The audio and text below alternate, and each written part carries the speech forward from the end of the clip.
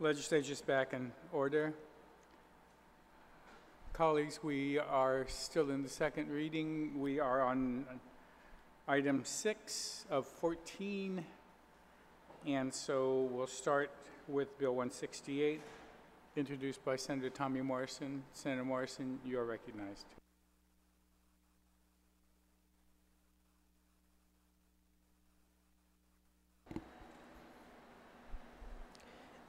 Thank you, Mr. Speaker, for the opportunity to provide an overview on Bill 168, as corrected by the prime sponsor and further amended by the Committee on Appropriations and Adjudication. Mr. Speaker, I want to thank your team for working with my office to move Bill 168 forward to the legislative process. But before I proceed, I ask if I may be allowed to offer a few minor amendments to ensure that specific sections in the bill are consistent with the current Office of Technology Code. Please. Okay.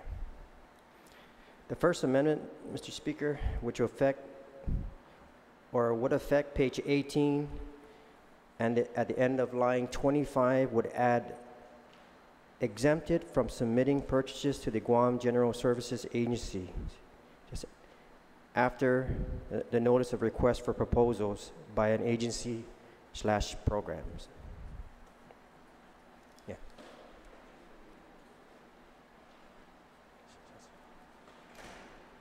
Yes. Mr. Speaker, I apologize. I failed to motion to move Bill 168 to the third reading file. There being no objection. Thank you, Mr. Speaker. Continue.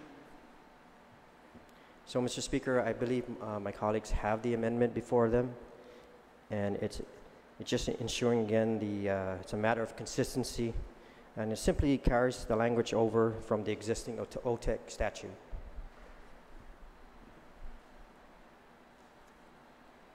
So what you're doing is on page 18. Yes, Mr. Speaker. Yes. Just making it clear.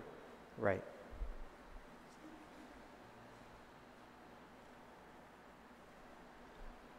Anyone wish to speak on the amendment? Senator Nelson. Thank you, Mr. Speaker. Just to understand the purpose of including this amendment, is it's because perhaps some of the purchases will be will take more time because of the cost of like a server and all the IT equipment needed. What is the reason for the amendment? If the speaker would the sponsor would yield to the question. Please. Thank you, Mr. Speaker. I thank my colleague for the question. Mr. Speaker, this is a provision that's an existing code. So I'm just making sure it's consistent with the statute. It's just a minor correction. So it's always been in the statute or in the code. It's just, as it was reported out, we didn't include it. So I just want to make sure it's consistent. Okay, thank you very much. Thank you, Mr. Speaker. Thank you. Any other senator wish to be heard on the motion? I mean the amendment? Anyone wish to speak on the amendment? Vice Speaker? You were turned, I was wondering if you wanted to speak. No, yes. Okay. Any objection to the amendment? Senator Morrison, you're recognized. Thank you, Mr. Speaker. On page 25, line 23, the second amendment, again, Mr. Speaker, this is very minor. It replaces the letters E and N in the phrase E Magalahin with the letter I, so that it now reads E Magalahi, which is the correct term used in the existing OTEC statute. Any objection to that amendment?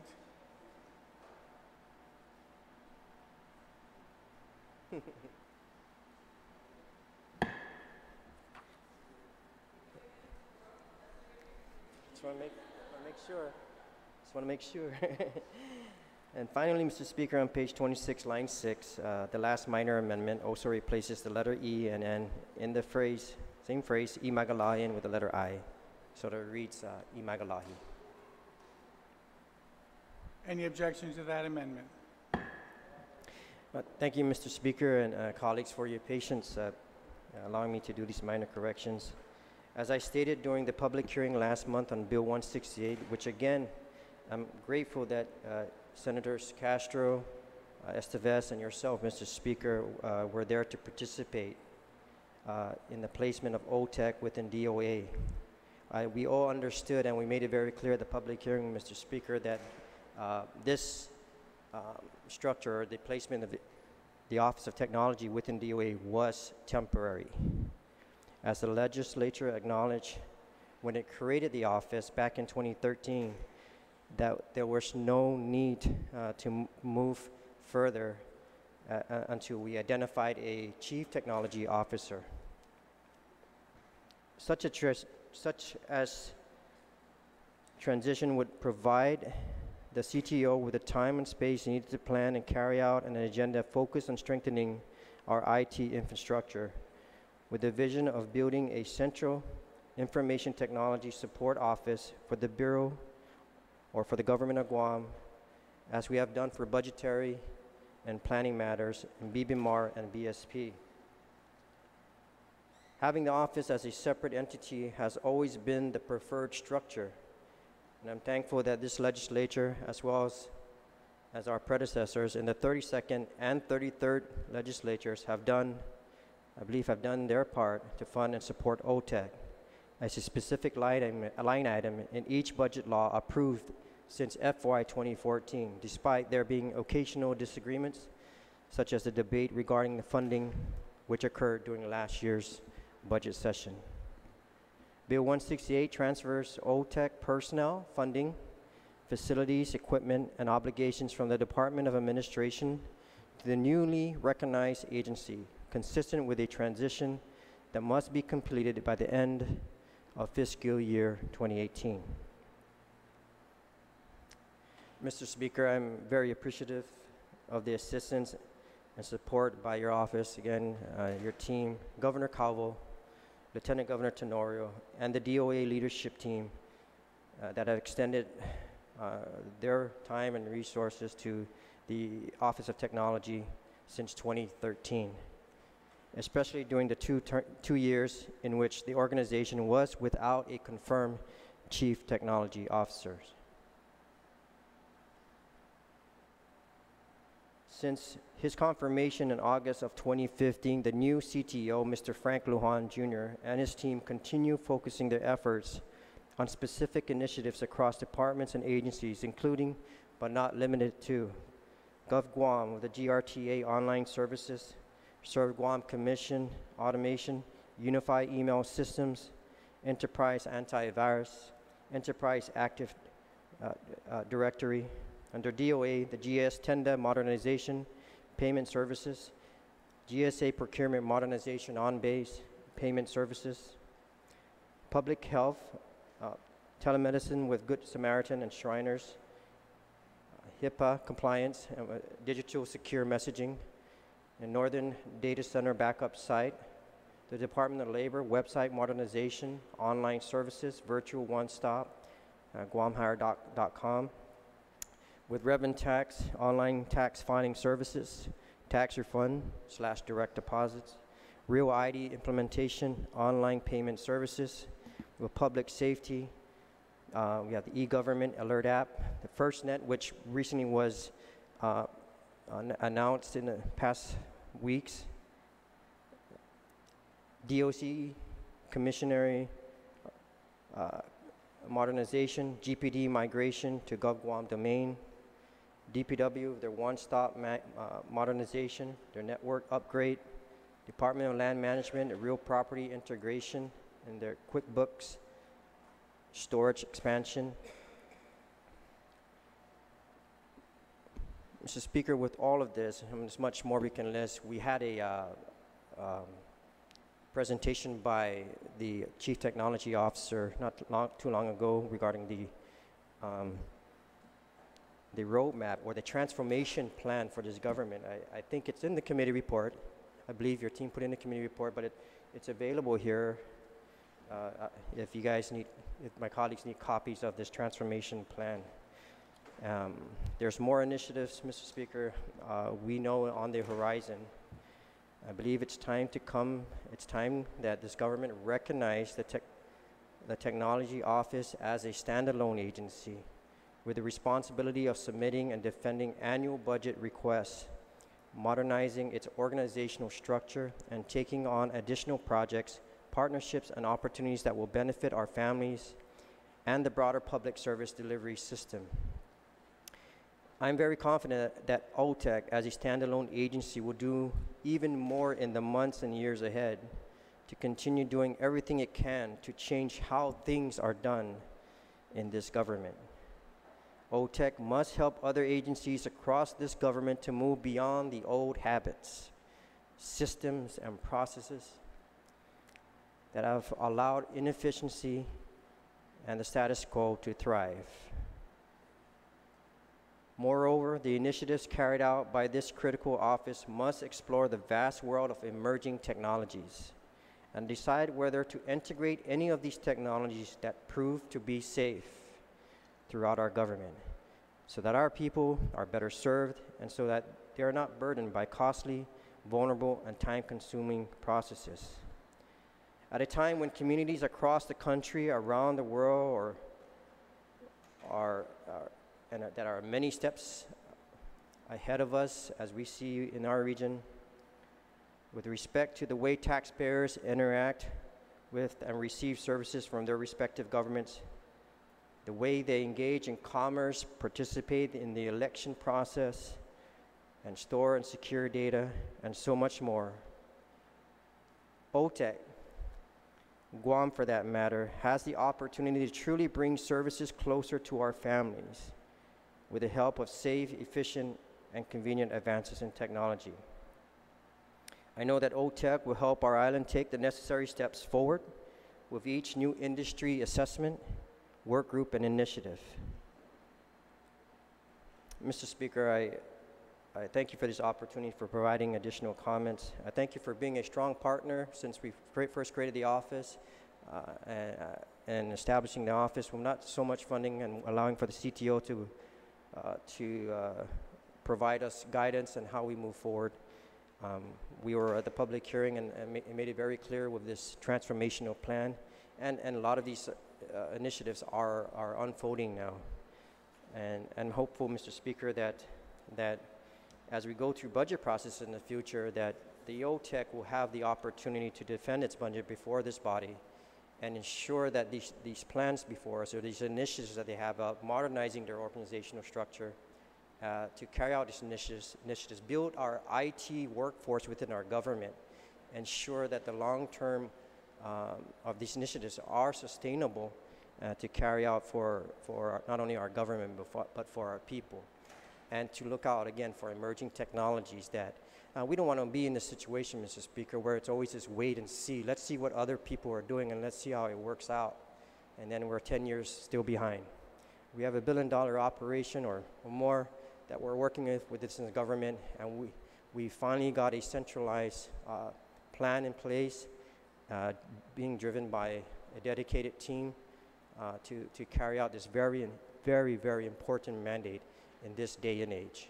Thank you, Mr. Speaker.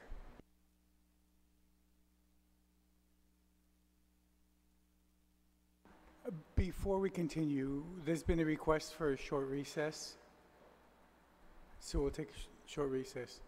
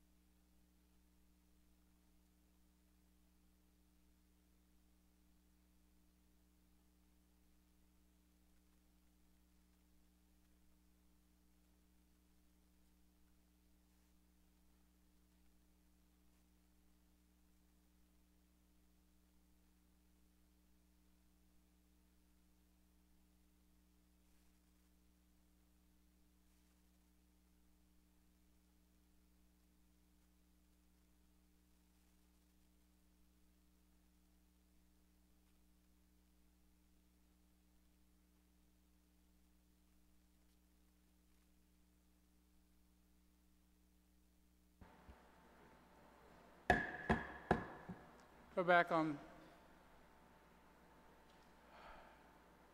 Any other senator wish to be heard?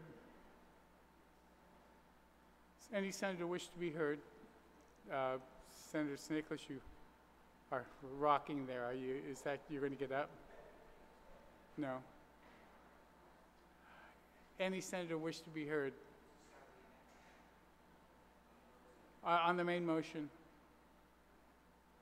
On the main motion, Senator Uggan. Thank you very much, Mr. Speaker. Good morning to you and to our fellow colleagues.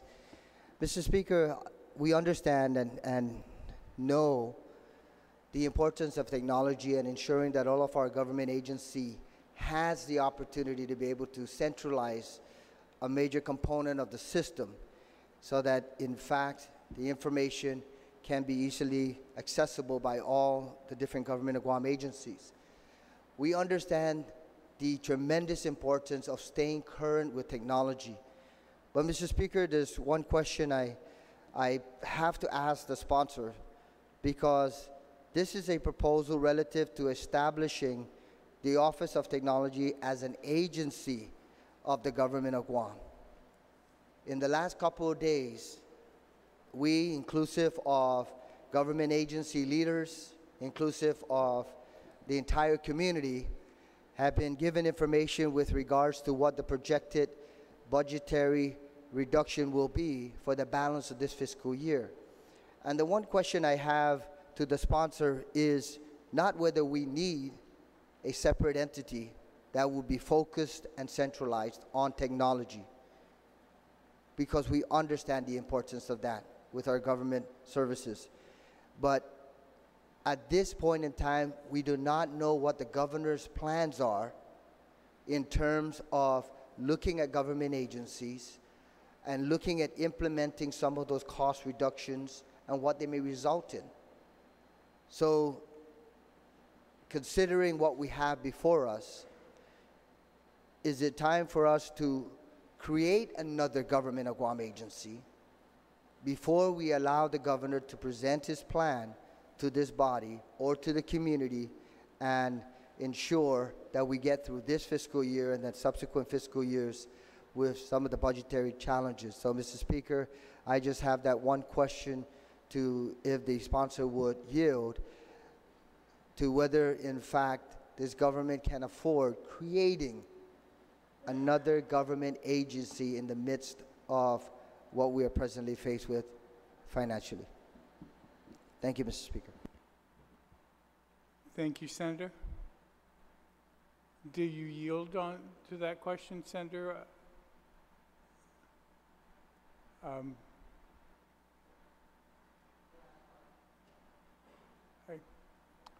I guess it was rhetorical.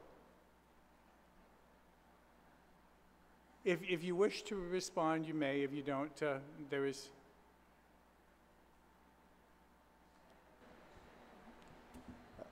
Thank you, Mr. Speaker. I appreciate my colleagues' concerns, and I know my colleagues also shared their thoughts regarding this measure, and given the current situation that we're in, Mr. Speaker, all we're attempting to do, or what the Bill 168 is attempting to do, is to allow the CTO to come before this body and defend its budget, defend what resources it may or may not need to carry out its mandate. Currently, what we're seeing here, or what we've seen previous, I've been here long enough to see it, if it was working out, the existing structure, even though we knew it was temporary, I wouldn't have introduced this measure, Mr. Speaker. But we saw clearly the confusion of what takes place or has been taking place in prior years on how allocations are made, or how budgets are appropriated for this office to carry out its mandate, but seeing it being constrained to another entity, it makes it difficult for us to move this office forward, or what its clear mandate is calling for.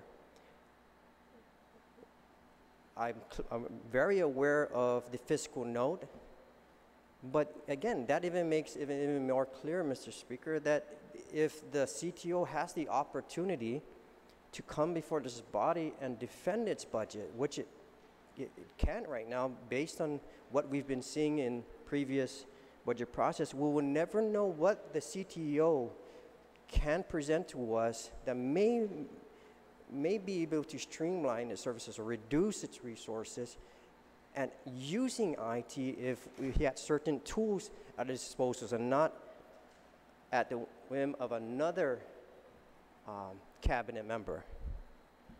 So, Mr. Speaker, I think I've had enough internal meetings with the CTO and its staff to understand its challenges.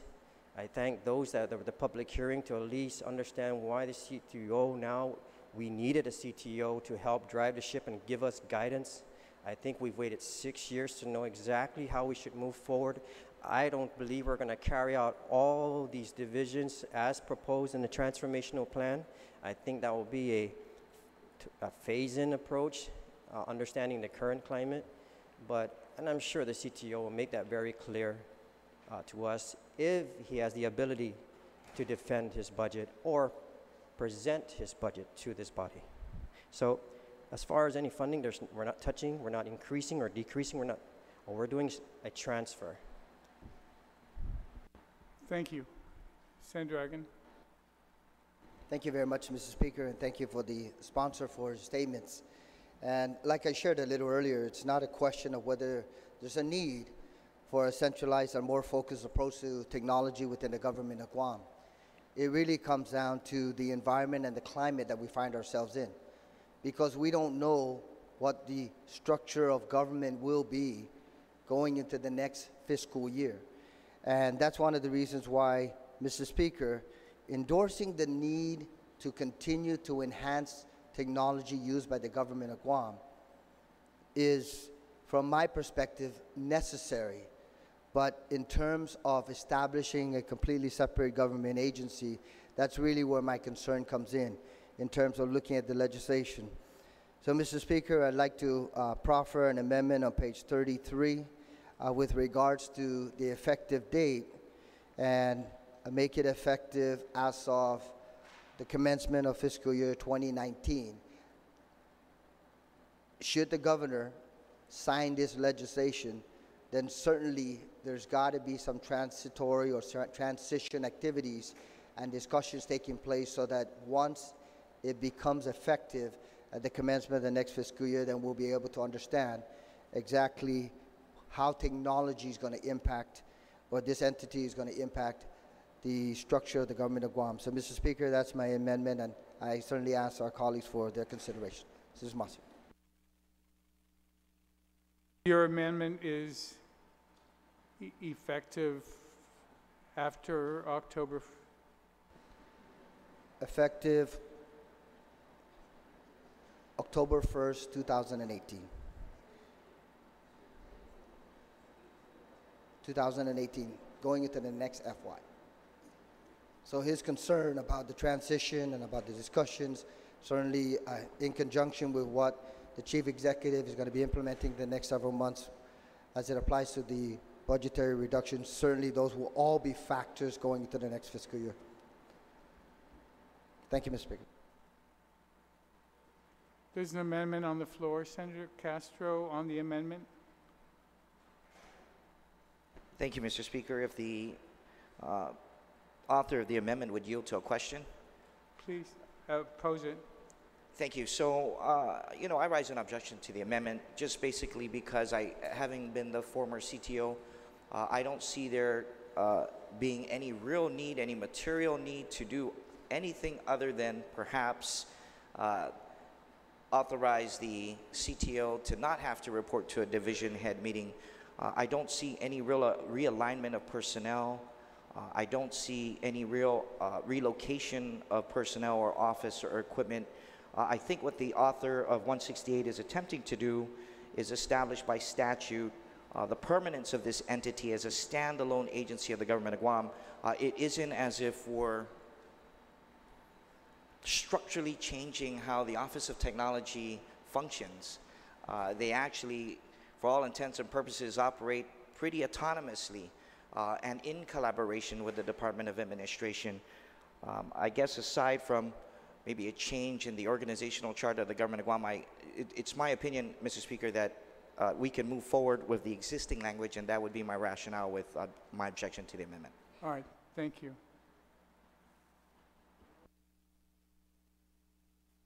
I didn't hear a question, so do you, there's an objection, and he's spoken on his objection. Anybody else on the amendment proffered by Senator Uggan? Vice Speaker. Thank you, Mr. Speaker. I stand in support of this amendment.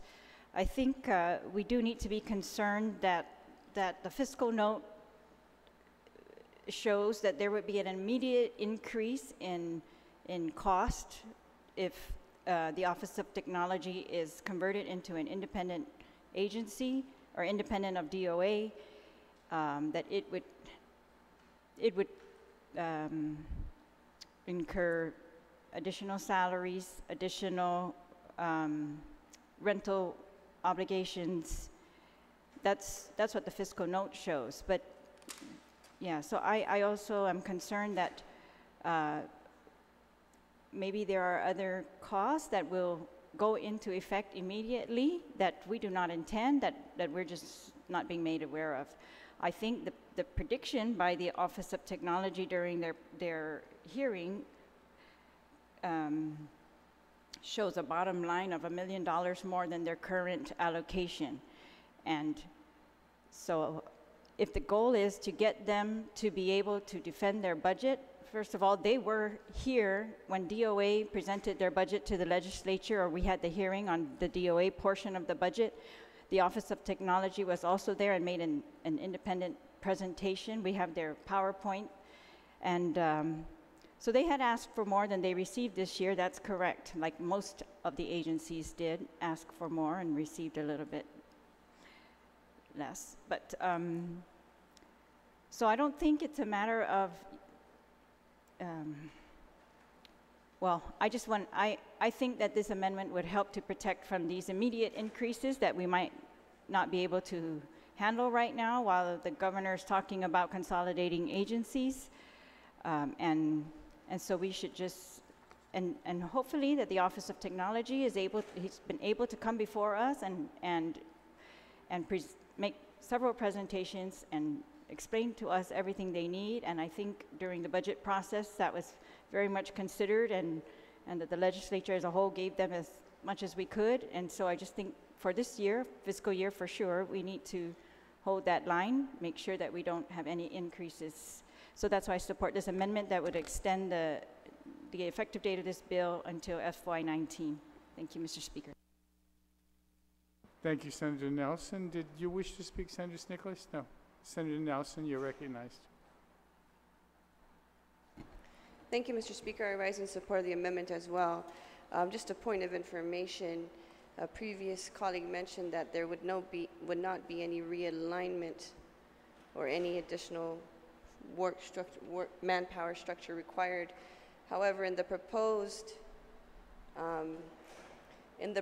organizational chart, you'll look that there's a difference of 30 employees, and so even the whole alignment structure does change. You look at you go from the traditional system support and operations branch under the Chief Technology Officer to a whole new division, which is basically ranging from radio communications, IT support, IT development, network security, probably under cyberspace management. You have an IT manager, you have a GIS manager, so there is definitely a clear change, not only in personnel, but as function. And I'm looking at the committee report, and I don't see anything specific listed that really shows how they would interact with all the other agencies with these additional divisions. Because really, essentially, if you look at it, it should be support of a whole government in its entirety. So yeah, so I support this amendment. I do believe that the Office of Technology does need to have its own separate agency. I strongly support that. Many times we overlook the importance of IT and the security measures we need to put in place, and especially as the world is changing. And so we're always behind the curve when it comes to technology, especially within the government. People's personal information is at stake here. Our agency's functions are at stake, especially now because we're transitioning into multiple systems that are run by computer systems within our power agency and our water agency. So most definitely we need something to, like the Office of Technology, an additional branch to mitigate a lot of these risks on the network that many people really don't understand, but the intricacies are very, very dire, and if we don't pay attention to this now, we could greatly suffer a loss in millions of dollars and even possibly lives. Thank you, Mr. Speaker. Thank you very much. There's been an objection to the Uggan amendment. Anybody else wish to speak? If not,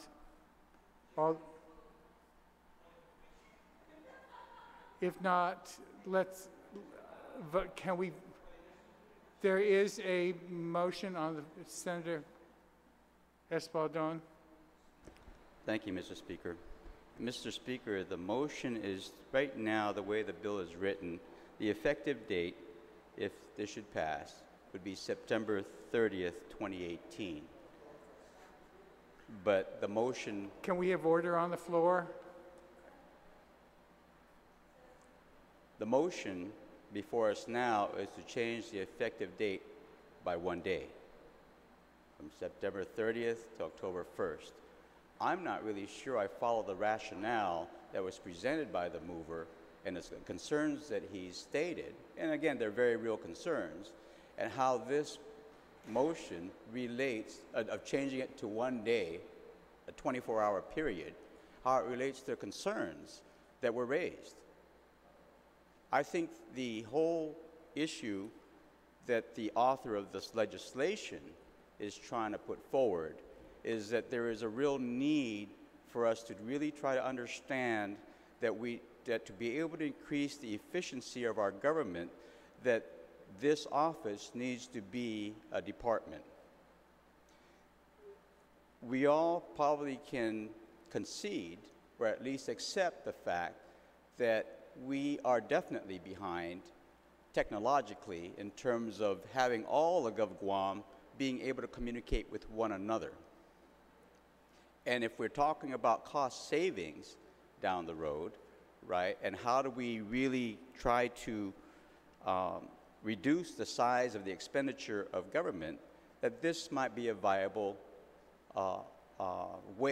path and solution to really reduce the personnel costs, because we all know that personnel costs of the government of Guam constitute 90% of our budget.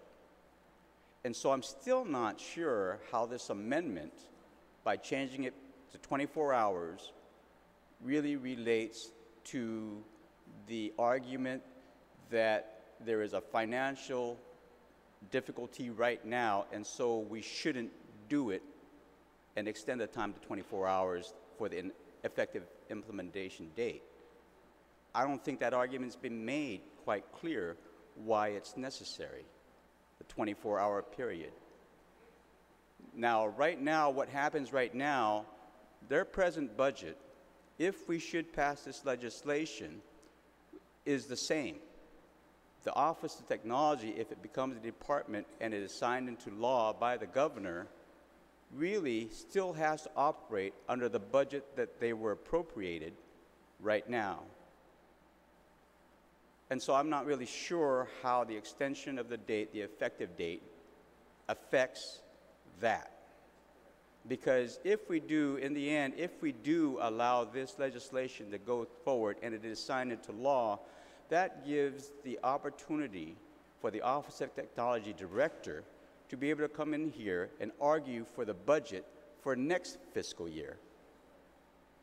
And if at that time we cannot afford it, or we cannot meet the request from the Office of Technology, then then we will make that determination come budget time. But again, how this change of the effective date by 24 hours affects that, I'm not really sure. So I'm not sure I can support this. Thank you. Point of order, Mr. Speaker. The effective date, according to page 33 of the bill in section 3, says this act shall become effective upon enactment. The Office of Technology and the Department of Administration shall complete all transition requirements no later than September 30. That doesn't mean this becomes effective September 30. It's incorrect to say that we are changing the effective date by 1 day. That's absolutely incorrect. The bill says it shall become effective upon enactment, meaning immediately. And they will have, we are mandating that they complete their transition by September 30. That doesn't mean they can't transition the day after the bill's passed.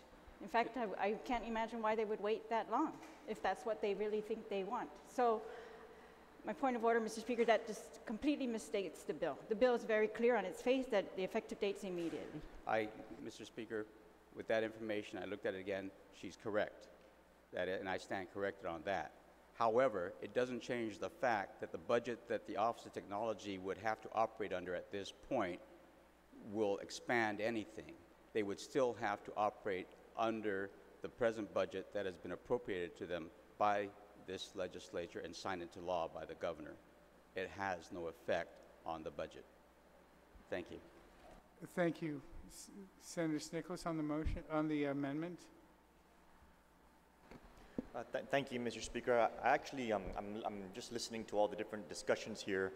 And for me, I actually rise in support of the amendment. And the reasoning is because if you change the effective date to make it effective for next fiscal year, it doesn't make the measure inapplicable until then. It's already passed into law. It just doesn't turn on until then. And so what happens between now and then is that this entire government begins preparing for that. They begin preparing for creating that new office. And then that's when the budget gets presented in anticipation of that switch being turned on. Passing this law establishes the switch will be there, but changing the effective date makes it so that it doesn't turn on until that time. So between now and then, this government can complete the evaluation of the office, determine how they're going to transition it, and then it turns on at the beginning of the fiscal year. If we do pass it immediately, we will be in a conundrum where we will have the existing division and then its duties now being entirely separated out into a different office, and that different office wouldn't be funded. And so how would that different office be able to continue its purpose and its functions if the appropriations that were provided were for the division that's currently under the Department of Administration, but that new office has not been given any kind of appropriation level? We would need to then come back, de-appropriate from someplace, reappropriate to the new agency, because not only was the switch established, but it was also turned on upon enactment. And so what I recommend we consider is pass the amendment so that everybody knows that this switch is in place. They know when it's going to be turned on, and between now and then, when the governor prepares his budget for the next fiscal year, he can do so in the context of knowing that this new office is going to be created and he will fund it at that time, and everybody will be preparing in the interim. Mr. Speaker. Thank you. On the motion,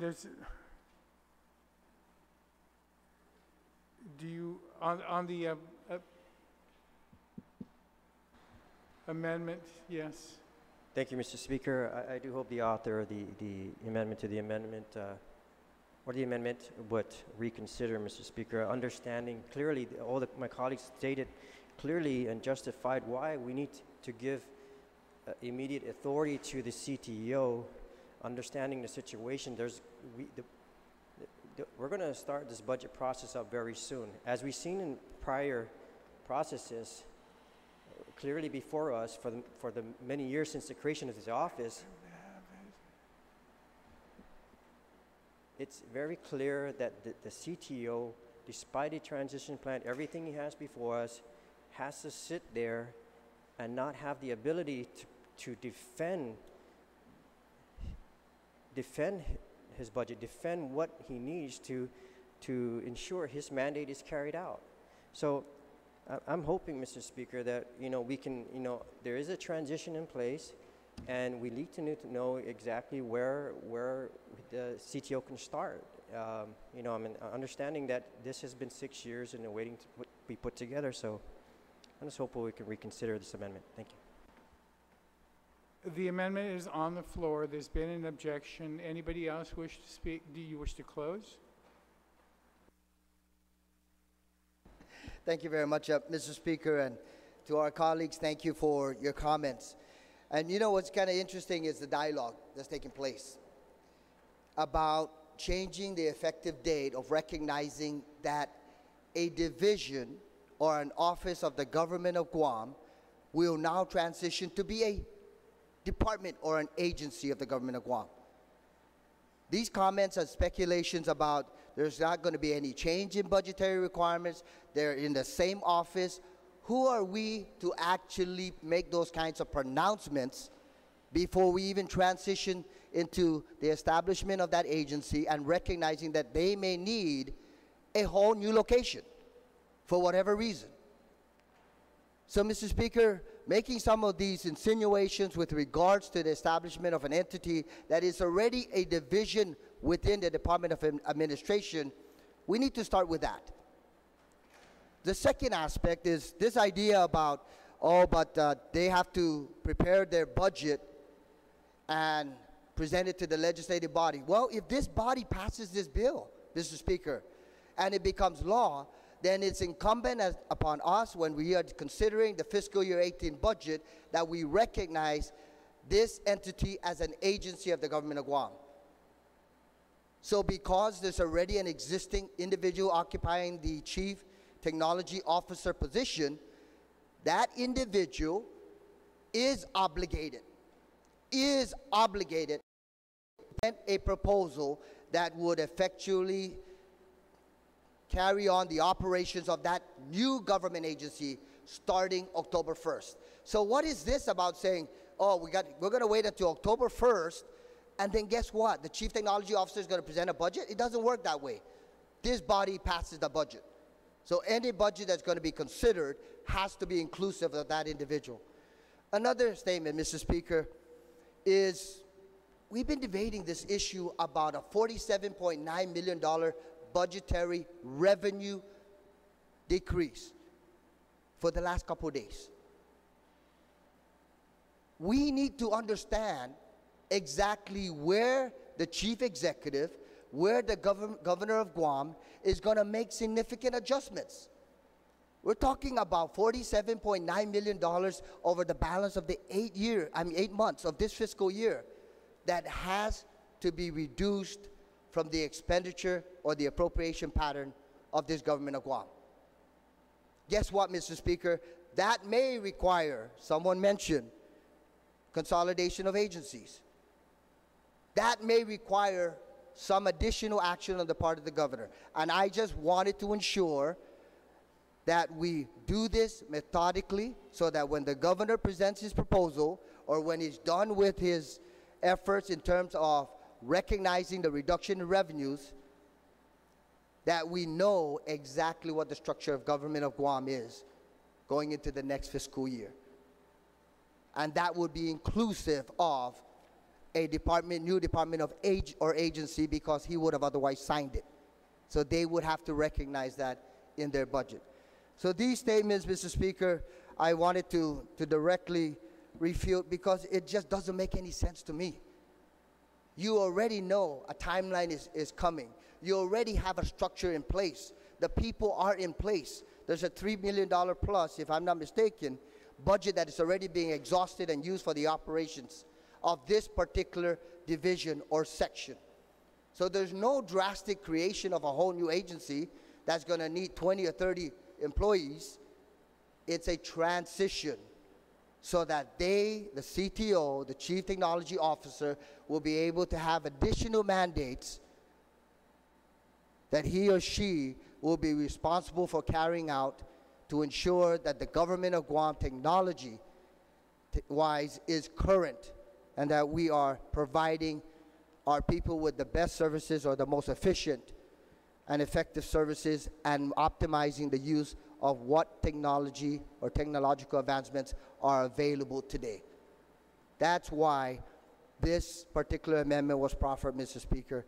And no, it's not a 24-hour transition. And I thank the Vice Speaker for clarifying that, because should this pass, should the amendment pass, first of all, recognizing the establishment of a new agency come October 1st, these individuals should have no reason to sit by their behinds for the next 8 months and wait until that timeline and then make adjustments.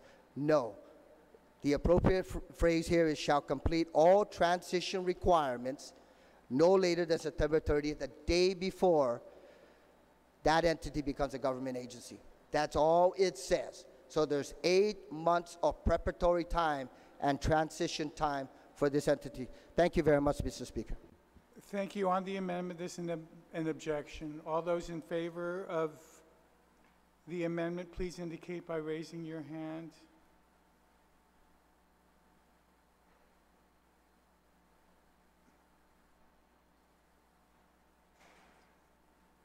How many did you count?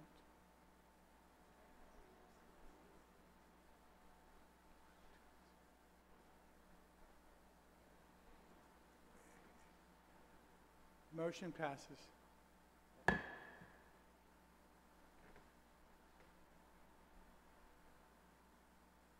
On the main motion, Senator Nicholas. Thank you, Mr. Speaker. Before I get into my discussion on the bill, with respect to the recent amendment that just passed, I just wanted to point out that we also need to change the second part of that particular section on lines 25 to 26, which reads, shall complete all transition requirements no later than September 30, 2018. Just for, at this juncture, it becomes more technical. I'd like to propose that we change that date to December 31st, 2018.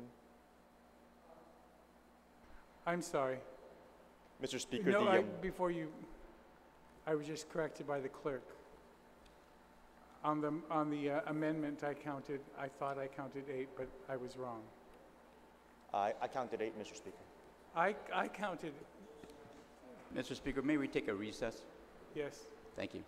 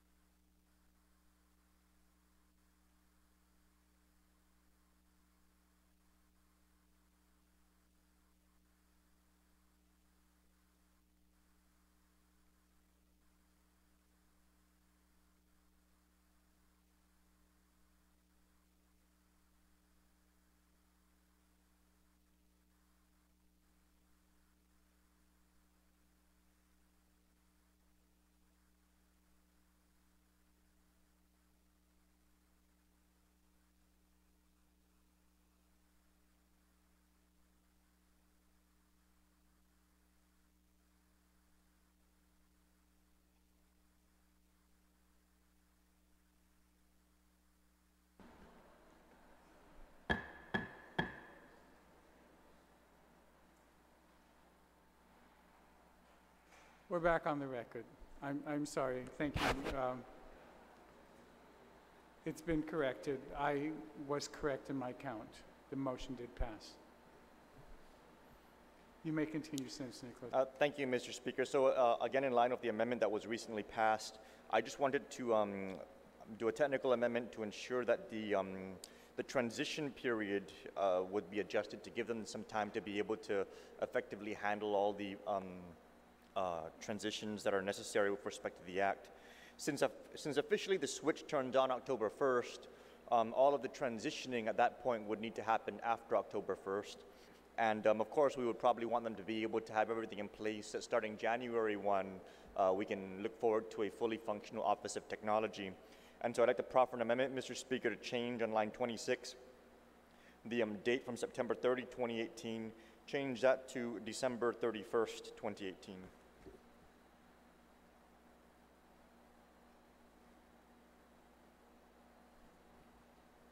I'm sorry. Amendment on line 26 from September 30th, 2018, change it to December 31st, 2018. Line 26, page 33. On the amendment to December 31st, 2018, anyone wish to speak on the amendment? Is there an objection to the amendment?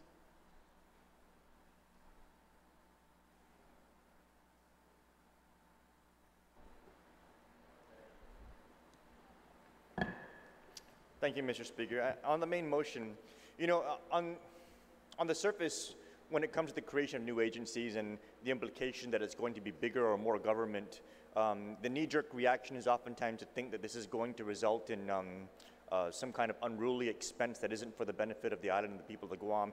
This, for me, is an exception. And I wanted to commend the author and the co-sponsors for taking this necessary step.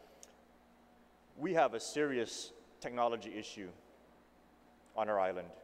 Even in conversations with the current Chief Technology Officer, you can plainly see the frustration in his demeanor, in his voice, in his conversation about how every single agency has its own almost locked up way of doing things when it comes to technology.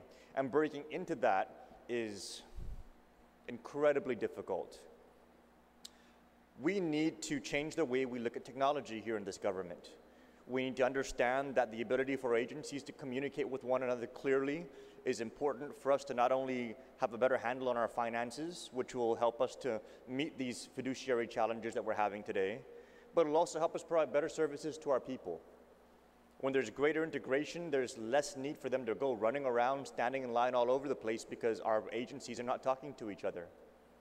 When it comes to the Department of Education, you know, we'll be able to make sure that our school children are getting the best technology that they can with the resources available in this government. So I really believe that this act is actually one of those very rare instances when creating a new agency and redefining the priorities of this government is actually something that is not only necessary, but vital. We are currently facing financial challenges, but I believe that this is one of those also rare occurrences where adding more to government is actually going to result in less cost. Better technology, better communications is going to make sure that we spend less on personnel. It's going to make sure that each agency is operating with less waste and more efficiency. We're not going to be doing things in a rudimentary fashion. We're going to be able to do them digitally. And when we improve the efficiencies of government and when we improve the services to our people and the ease of doing business, that grows the economy. It prevents wasted time of our taxpayers and of our citizens. That time translates into money, and all of this begins to just snowball into just one big positive effect economically and fiscally for our government. So I think that this bill is something that we definitely should entertain regardless of what the financial circumstances are of the government. That being said, Mr. Speaker, there are some components within here that I want to make sure we consider. The first is that while I read through the entire measure, I think about the existing system. And in every agency, because they're all trying to meet their own individual technological needs, they've kind of built up their own way of doing things, their own capacity. And I really think we need to be evaluating the reorganization of entire divisions and agencies into this new agency. I think that this Office of Technology needs to be coming before Legislature in Guahan and suggesting reorganization plans to pull divisions from other agencies into this one agency so that we have a unified technology system. I think that by evaluating the reorganization in various divisions, we can kill two birds with one stone, and that the improvements in technology will result in savings to our people, but also the reorganization of these divisions into this Office of Technology will facilitate that and also result in more cost savings to our community. So I wanted to add a new Section 3, Mr. Speaker. I'd like my colleagues to consider it. The Section 3 will read Reorganization Plan. The Chief Technology Officer of the Office of Technology shall, within 180 days of enactment of this Act, transmit a proposed reorganization plan of any and all divisions within the Government of Guam to unify the resources, purpose, and functions of this office throughout the Government of Guam. I can prepare the amendment in writing, but basically what it says, Mr. Speaker, is that the Chief Technology Officer, 180 days after this office has been created, will come back to us and, as part of his duty, recommend to us reorganization within this government of what various divisions he thinks should be pulled under this particular office.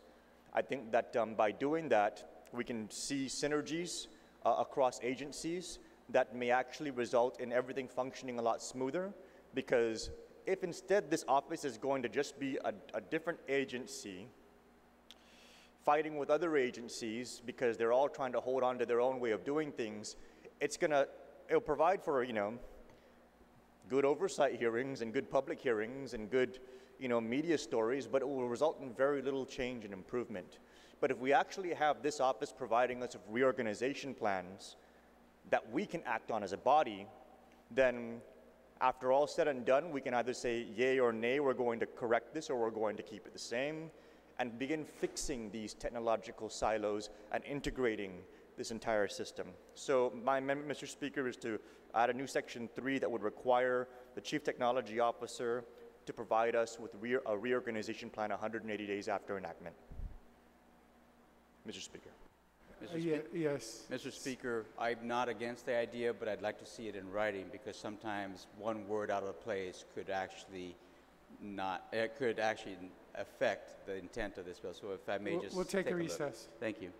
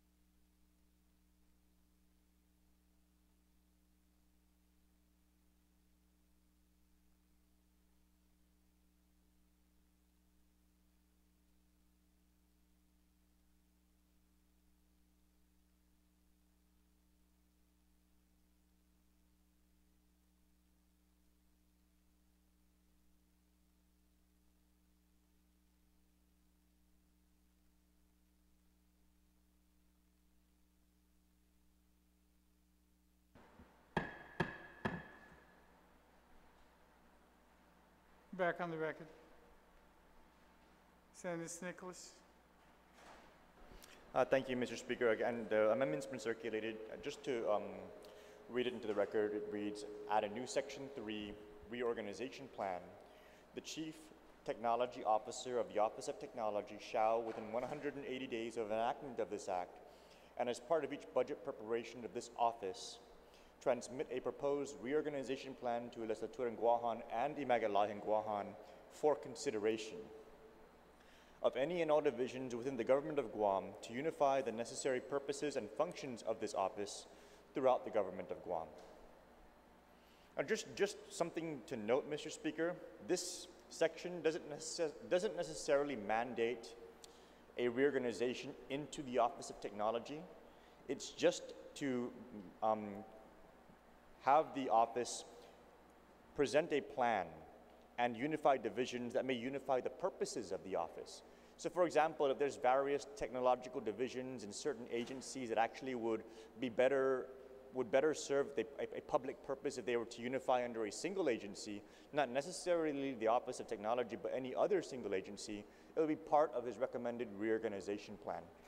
And this will really help us to be able to get a professional technological view inside each agency and determine where things can possibly be moved around for us to be able to operate more efficiently from a technology perspective. So I'm humbly asking my colleagues to consider this amendment. Again, it doesn't mandate any kind of reorganization, but it definitely would have a plan presented on a regular basis with each budget cycle. Thank you, Mr. Speaker. Thank you, Senator. On this Nicholas amendment, any senator wish to be heard? Senator Torres. Mr. Speaker, I certainly support the intent of the reorganization plan insofar as it's necessary to tie all the systems into a comprehensive system, to have the processes by which technology and matters and the procurement of technology matters are consistent with a general government plan of improvement. I do feel, however, that the amendment as written is so broad that I'm not certain whether you're talking about reorganization of positions, reorganization of systems, reorganization of processes. And maybe we need to take a little bit of time to revisit this and reword it so that we're specific to exactly what we're trying to reorganize and integrate government-wide. So I object in sorts to the amendment as written, and perhaps we need a little more clarity on the language of specifically what we're reorganizing, because to now suggest that functions and perhaps personnel and processes are now going to be prescribed from across agencies. There needs to be a little bit more of a narrow focus if it's reorganization of procurement processes or what, because there is a procurement process right now, and the bill speaks to how prior to bids being out, going out, or certain things, that they be reviewed by this agency to make sure that they're on board with the general trend or general plan for technological improvement and integration in the government. So specifically what we mean by reorganization is a little too vague, and if I may indulge the proffer of this amendment to perhaps narrow it down what the scope of reorganization is, to what specific areas of an agency he's referring to. Thank you. Do you wish to yield to? Yes, Mr. Speaker. I actually keep it broad intentionally. We speak specifically to unifying the necessary purposes and functions of the Office of Technology.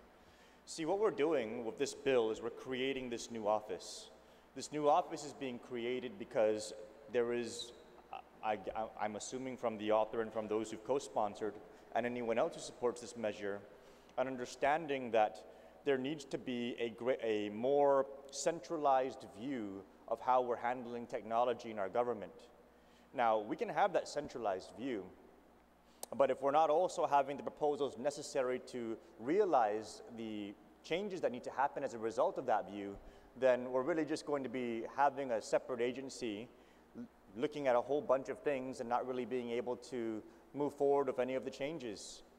And the change is going to happen either at the executive branch level or at this body's level, where we're going to be able to implement any kind of reorganizations necessary for this new office to be able to actually execute what it's looking at. If we're only going to create the office and it's just going to be basically an office that's going to make all kinds of recommendations and do all kinds of evaluations, at what point is it going to become an actionable thing to do?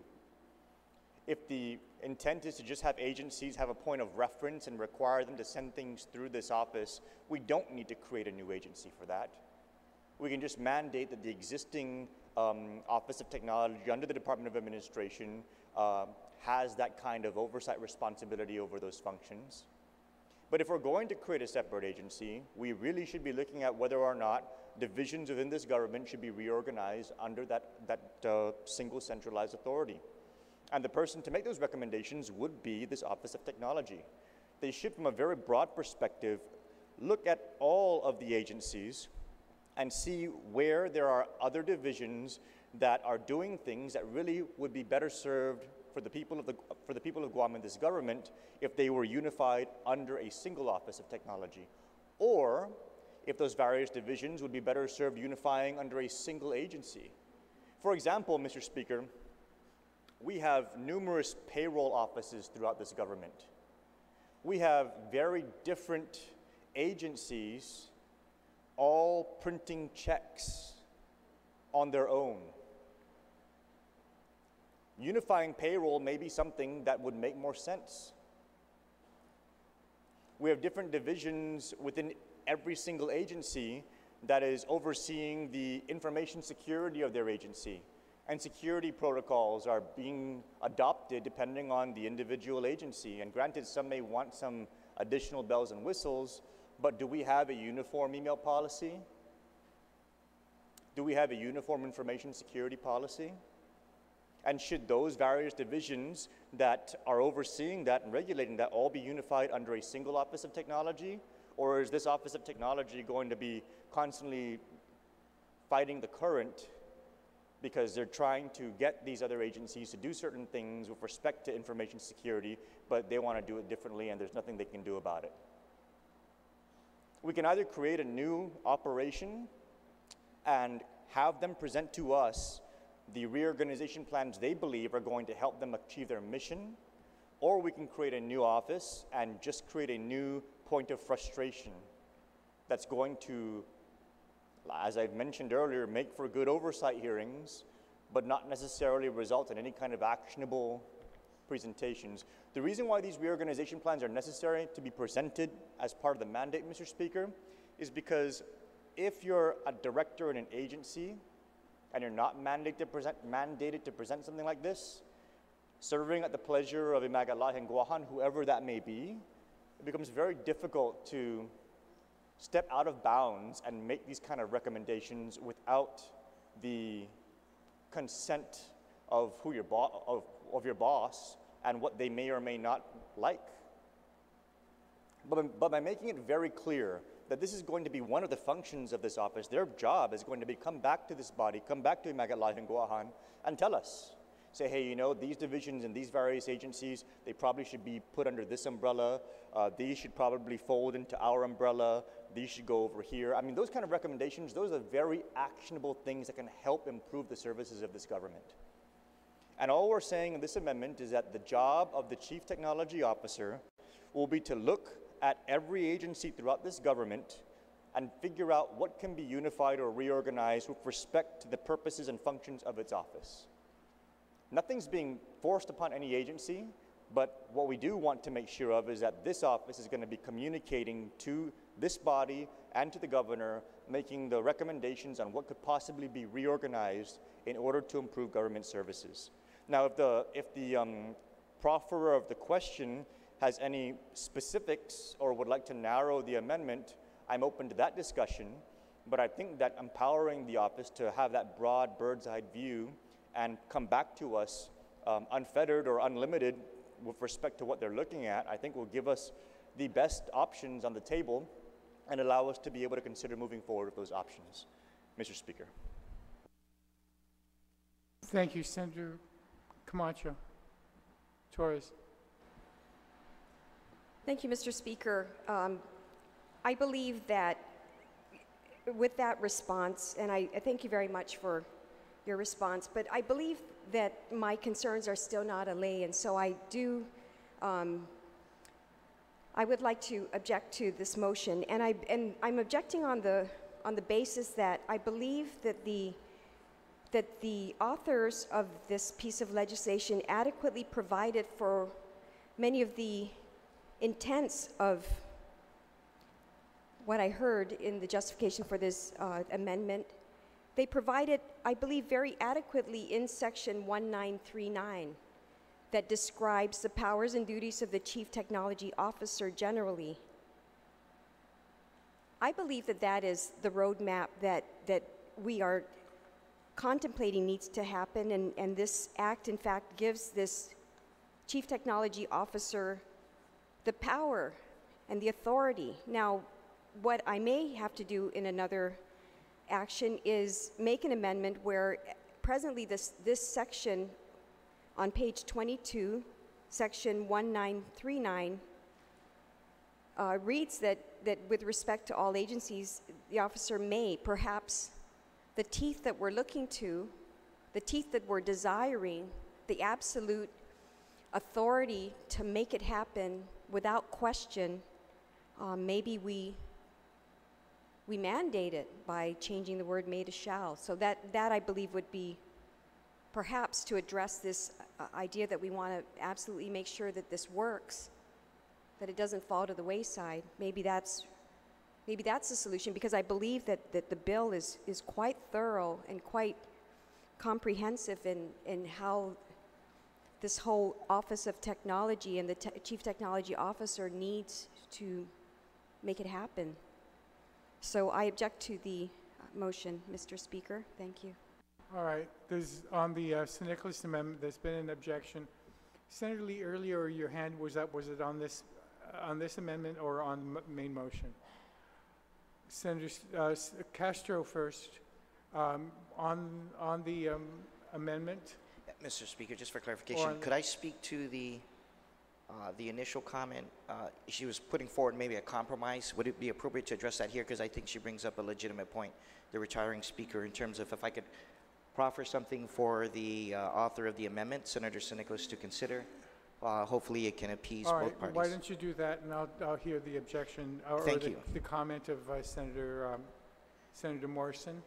Thank you. I think the retiring speaker brought up a great point, but I'd like to put on the table for our consideration on page 25, line 16, to take her recommendation into light, where we can insert, and I'll read line 16 on page 25, with respect to executive agencies, the Chief Technology Officer shall, and then that sort of feeds into Senator St. Nicholas's concerns about develop a unified, integrated structure, et cetera, et cetera. That's the extent of my comments, Mr. Speaker. Okay, thank you.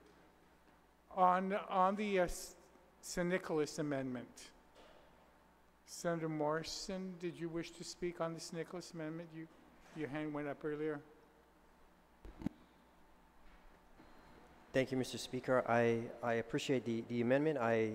Again, the previous speaker pointed out the powers and duties of the Chief Technology Officer and outlining some of the language there that basically is consistent with the amendment. But what I appreciate about the amendment, Mr. Speaker, is it does give a timeline, and it kind of, and I know the previous speaker mentioned maybe re-looking at this and maybe compelling the Chief Technology Officer to move with respect to its powers and duties a lot more, I guess, because most of these things are, yes, they're clearly outlined, but there's no clear mandate a timeline. So, and what the amendment does also would assist us was, yes, it states 180 days, but it's, you know, within 180 days, which to me would speak to if the Chief Technology Officer was prepared with its modernization of structure and looking at all the IT divisions throughout the government, that I'm sure he'd probably look at the organizational structure throughout the government that has housed IT divisions and possibly put that before us. I do support the 180 days to compel the CTO to come before us, and it's outlined here before the budget committee, and ensure that there is a plan in place to move, basically to guide us on how we move forward with this organizational structure. The CTO has provided a modernization plan in regards to its office, but this amendment, it really extends out further to allow the CTO to provide an organizational structure throughout the entire government. And I appreciate the amendment. And also my colleagues' thoughts regarding what's already outlined in the mandate with regards to the powers and duties of the Chief Technology Officer, as one is outlined here, is to develop and organize an approach to information resource management for the government of Guam. But clearly that doesn't have a timeline set for it. And I think this amendment would help to compel the CTO, give him much more authority to go out throughout the agencies and hopefully bring before us an organizational structure in regards to IT throughout the government of Guam. Maybe find out what's antiquated out there in these divisions that have possibly built their own kingdoms for many, many years, and hopefully the CTO can now, with this language, can build some consensus with these other IT departments and really bring them truly under one centralized office. Thank you.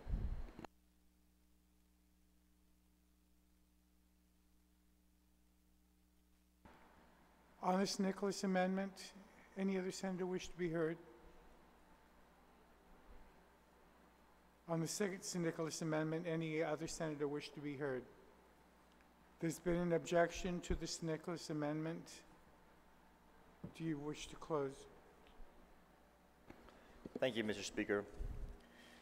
Mr. Speaker, we need actionable provisions in our bills and in our public laws, and this is an actionable provision.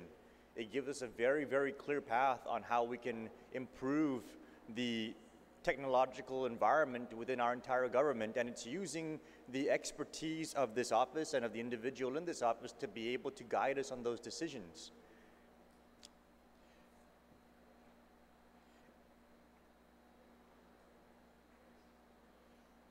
I really believe, Mr. Speaker, that this amendment is necessary for us to not only be able to have actionable plans in place. I know that there's language in here that says, with respect to executive agencies, the Chief Technology Officer may develop a unified and integrated structure for information systems for all executive agencies. Mr. Speaker, you and I both know that this government has plans upon plans upon plans that are on shelves all over the place, throughout every single agency, in many of our offices. This is going to be one of those other plans.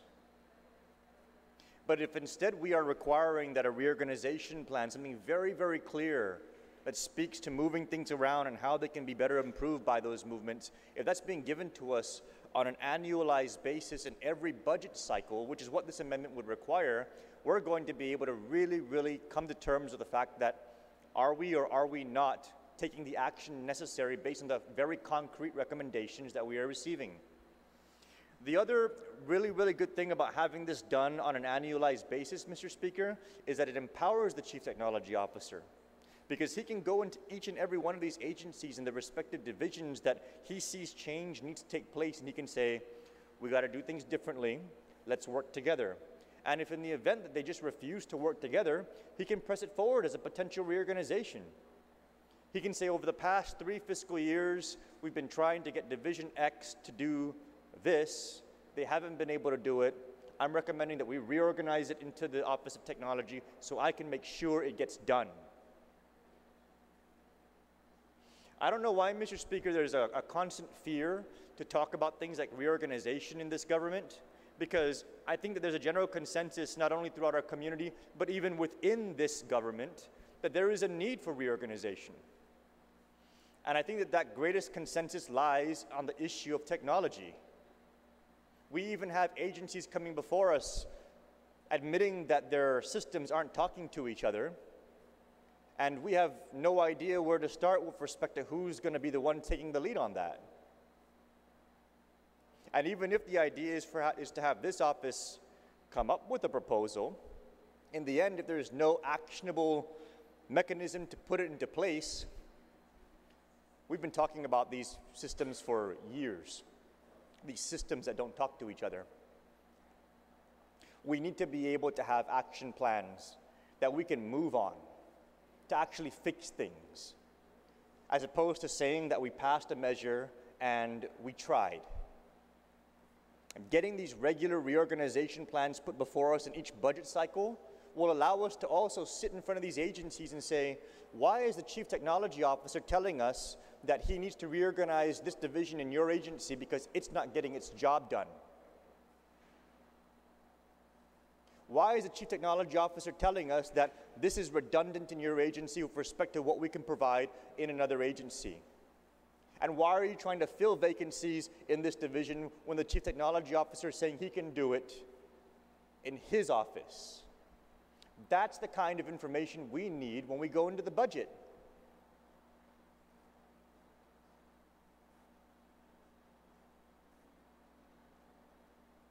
We sit there in these budget hearings and we say, what's this for and what's that for?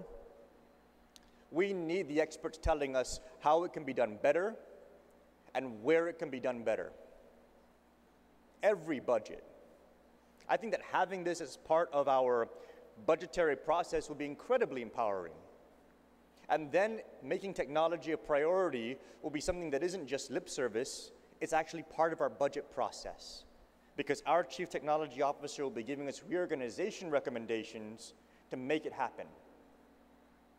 I think that that is something that we really need to embrace. I humbly ask my colleagues to support this measure. Mr. Speaker, this is something that is very important. I've never used a call of the House on things that I present, Mr. Speaker, but I think this is something that we need everybody present and voting on if we're going to be having these kind of ideas implemented as part of a new agency that we're going to be creating.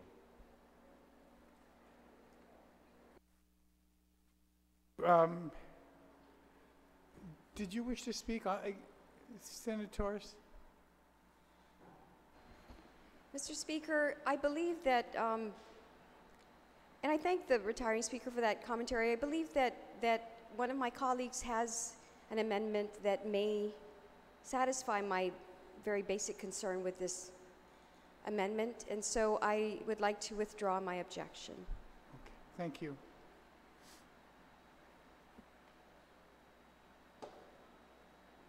Is there an objection to the St. Nicholas amendment? Mr. Speaker, just a point of order. The call should be, is there an objection to withdraw the objection? Is your objection still stand?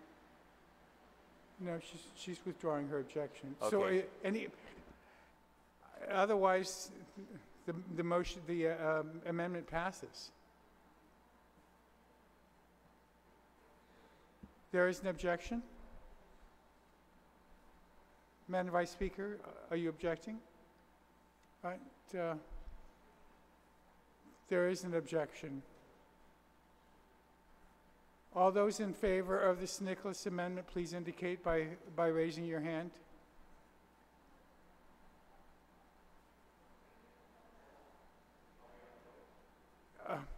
Yeah. Yes. Again, there is a St. Nicholas amendment. I thought there was only one objection, but there is a second objection. Hasn't been spoken to, but it's an objection, yes. Mr. Speaker, I know this is unusual, but the senator who initially posed the objection stated that her objection could be satisfied, even though she withdrew it, would be satisfied because there was a potential amendment to this amendment being made. And so I'm wondering if you will allow To this amendment? Nicholas amendment. So I'm just wondering if you would allow for an amendment to this amendment to be made, then perhaps, again, it can be dealt with all at one time.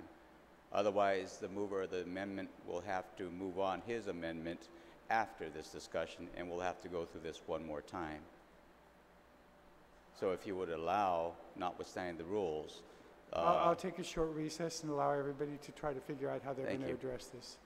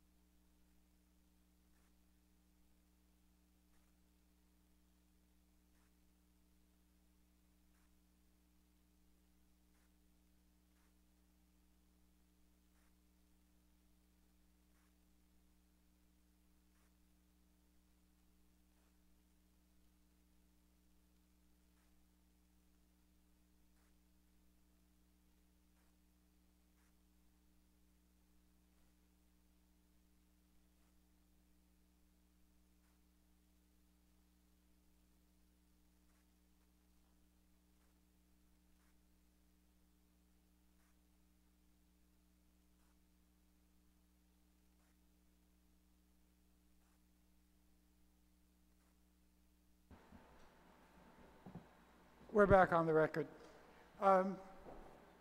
Senator Nicholas, as I understand it, there's a proposal to amend your amendment, and would you have any objection to them?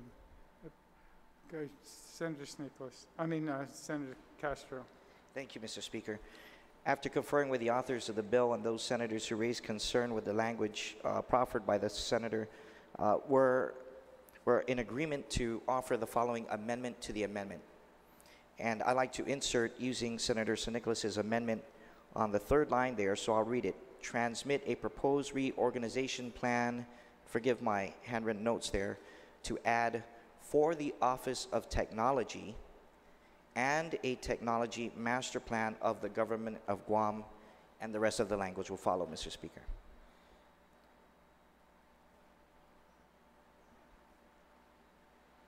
On the amendment, anyone wish to speak? On the amendment, anyone wish to speak? Any objection to the amend? Is your hand up?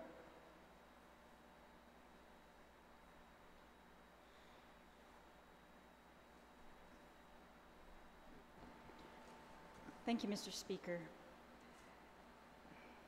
It looks to me like this amendment to the amendment is going to, instead of getting a proposed reorganization plan for other divisions of the government of Guam, we're going to get a reorganization plan for the Office of Technology. I guess that I'm finding that a little vague, Mr. Speaker, because the Office of Technology right now is quite small, and I don't understand what a reorganization of it is going to do. It's the same concern I have with the original amendment when we're saying we're going to propose reorganizing divisions of the government of Guam.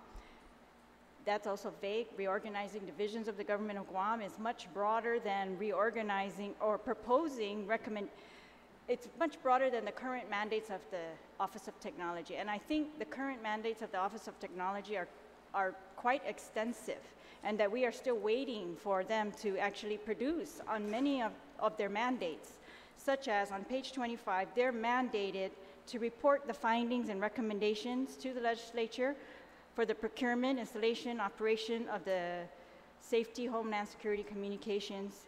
They're supposed to promulgate rules to standardize and make effective the administration of provisions of Article 6 of this chapter. They're supposed to, with respect to executive agencies, develop a unified and integrated structure for information systems for all executive agencies, establish priorities and timelines for addressing information technology requirements of the various executive agencies. They're supposed to exercise authority by executive order to overrule and supersede decisions made by administrators with respect to MIS systems.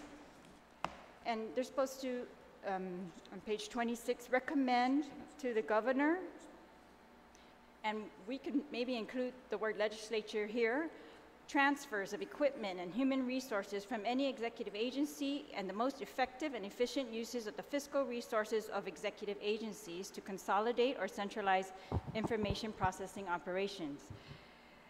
And so I very much respect the intent that, yes, I agree with this process that we mandate these things, these recommendations come before the body during budget time or even its own separate time, so that we can give it due consideration, that they really are held accountable to bring their recommendations in here. And because I have not heard the frustrations in all of their presentations that they are unable, that these agencies are not cooperating with them. So if that is the case, then they should be reporting those things, Mr. Speaker, because that was their mandate under the statute. I worry that, so I have no problem with asking them to submit, like they're supposed to do, their recommendations of consolidating functions. But to be the one in the government who's going to recommend reorganization of the divisions of the government of Guam, I don't know, that just seems like it's going to become embroiled in a authority between who's in charge, the governor it's under DOA, and we don't want DOA now to have any input as to what would be the priorities of this Office of Technology with the limited resources that it has. We hear in all our hearings with the Department of Rev and Tax that, or with other, regarding the taxes, that the biggest issue facing our technology systems today is that the Department of Rev and Tax systems are not speaking to the Department of Administration, information systems, and that there's a gap there. And so that I think that they have many challenges that they have told us that they are working on as priorities, and I guess I just want to make sure that we don't send them down another path to propose to us to reorganize all divisions of the government, when I think everybody in the government is going to be working on that right now, Mr. Speaker, particularly the governor, if they're going to be cost-saving measures. But I don't think it's, I think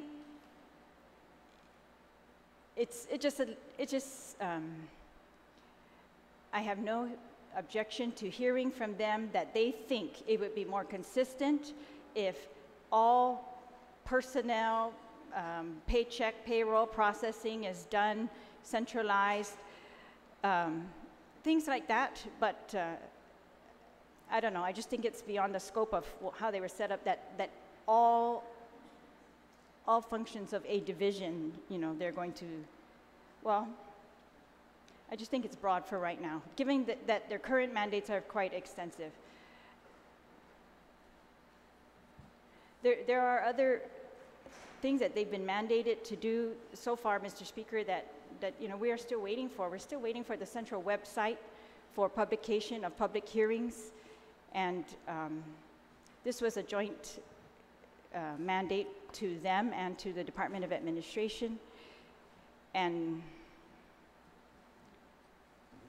so I agree with the intent to make the recommendations, to put those recommendations in front of us. I guess I want it to be very clear that if we are asking them to depart from what they're already mandated to do and make additional recommendations, or are we going to just put some teeth into getting what they're currently mandated to do done? And so that's my concern with this. And that reorganizing the Office of Technology is I don't think really the goal. It's what the original law asked them to do, was make recommendations as to consolidation of the functions of especially the MIS functions within the different departments and agencies. And they have absolute authority, it looks to me, to make those recommendations right now, Mr. Speaker. Thank you. Anyone else on the motion, on the amended amendment?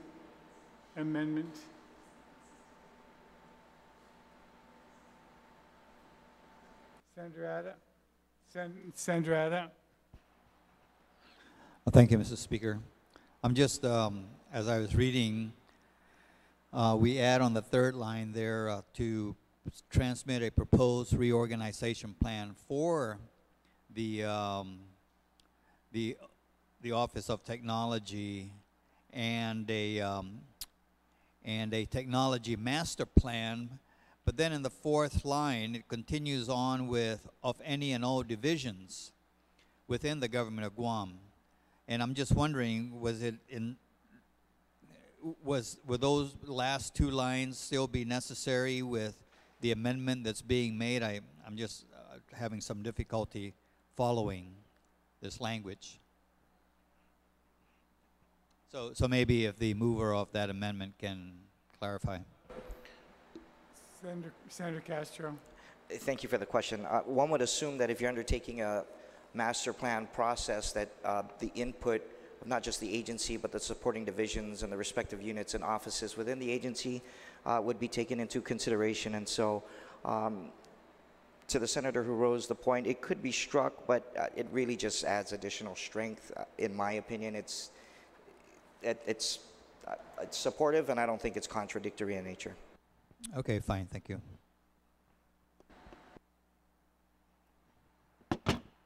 Anyone else on the main motion? I'm sorry, on this amendment as amended? Senator Nelson. Thank you, Mr. Speaker. I just want to make it clear that this is now requiring the Office of Technology to come up with a technological plan where all the different agencies must be under one network, under one database server, and that every agency must be able to, they would monitor all the government agencies' networks. So essentially they're the hub of it. And so just to clarify, that's essentially what we're doing here. Mr. Speaker, if I may, that's not explicit in the language here. If the process of developing a technology master plan did in fact call for that, then it might find itself in the plan. But at this point in time, it's not explicit. For example, they may decide in this tech master plan that different databases are necessary. So you have a public health database. You would have some other types of databases for land information, as an example. But that's not explicit in the planning process, and all we're really requiring here by this amendment is that the Office of Technology take the lead in starting the process to establish a tech master plan, and as the mover of the initial amendment was very compelling in his argument, was concerned about, it's basically to ensure that everybody has input and is fully cognizant of the ramifications of this new agency whose role is to fulfill the mandates as outlined in the statute.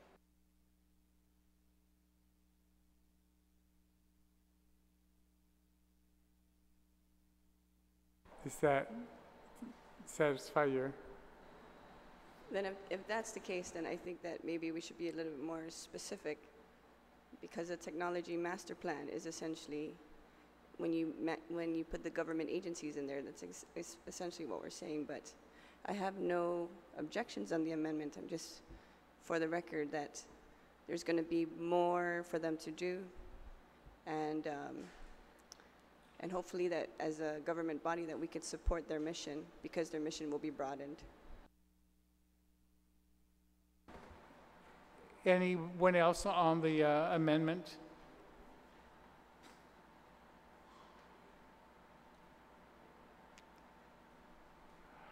I've lost track.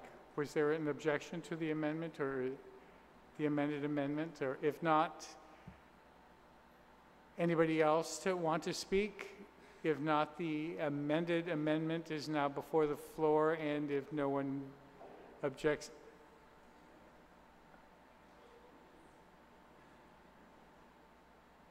Is there an objection to the amendment? Amendment to the amendment. On the amended amendment, anyone object?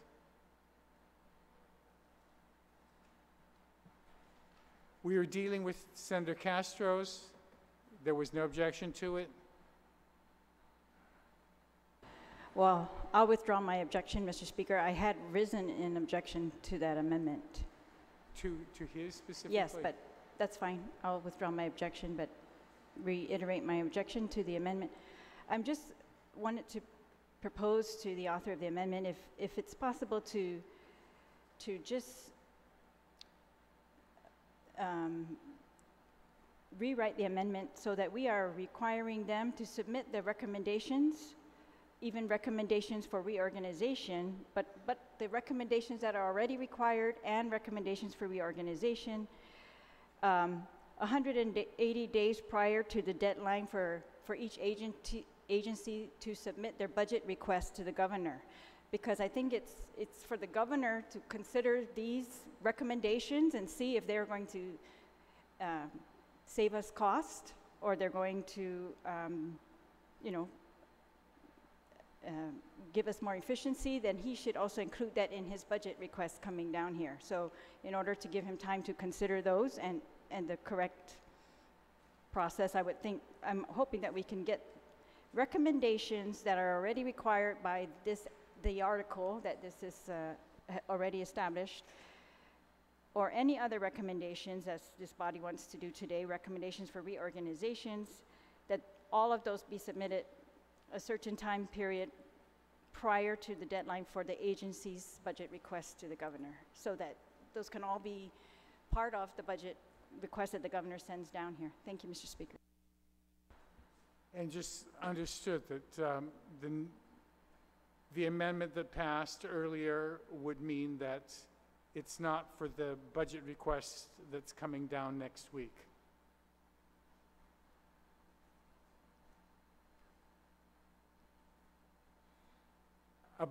The executive budget request is due next week, so with the enactment provision being October, it's not this next January. I mean, this next week that all of these recommendations have to come. All right, on the St. Nicholas amended amendment, Senator Lee. Thank you, Mr. Speaker. Just a point of inquiry. At this point, with the amendment to the amendment and the initial amendment, it just seems that this is substantive, and maybe if this amendment passes, just in my mind, it might require a new bill, and maybe this should be introduced as a standalone measure. I just feel like there's a lot going on with this particular amendment, so I'm just raising it. Senator Espadon, on the motion that this is a substantive amendment. Well, exactly, and that's the point of information that I'm going to be making, is that all this amendment does is put 180 days for the Office of Technology to do something. I don't believe that's substantive. Actually, it's in line with what some of the bill calls for. All it does is put a timeline for the Office of Technology to come out. I believe it is not substantive. Thank you. It's on the record. All right, so on the amendment, anybody else? If not,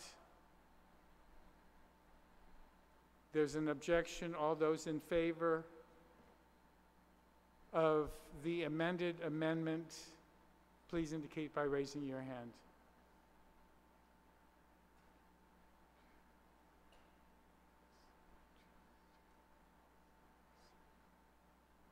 Passes.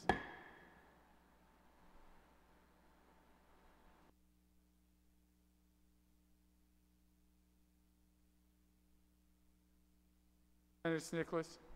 Thank you, Mr. Speaker. Just a couple of other items in the bill, if I may.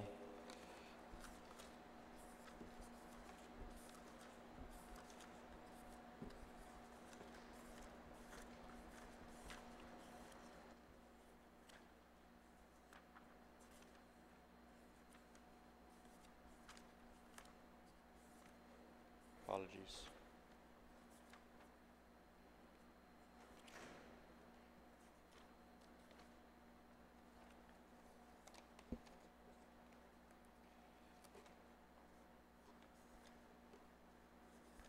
It's a big bill. On page 31, I wanted to inquire with the author on lines 21 to 27. There's a specific language here creating an exemption for the Department of Education. And I wanted to inquire as to the nature of that exemption, only because, I mean, it being our largest agency, its technological needs, I think, are very, very pronounced. I know that they use different financial systems to be able to ensure that their reporting is up to certain federal standards. And I really feel that actually integrating the Department of Education into the mission of this office is something that would be very critical, given that it's, you know, part of our health, education, public safety key mandates. So I wanted to posit the question to the author, why there was an exemption written in for the Department of Education.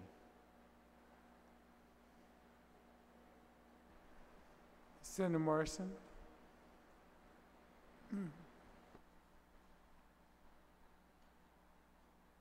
If you might just point out the line.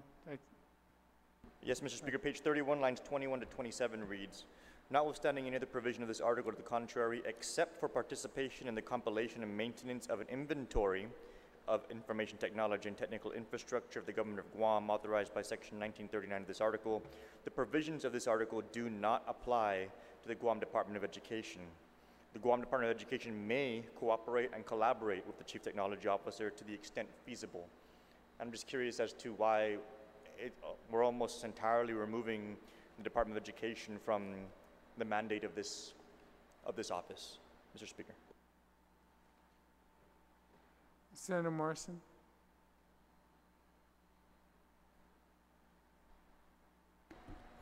Thank you, Mr. Speaker. Mr. Speaker, when we were establishing this office, I think we're all aware that DOE procures their own IT initiatives to handle their own procurement in regards to those services, and they procure their. They have been handling that division for many years, and it was proposed to exempt them from this measure. So that was a reason for it, Mr. Speaker, as they do with other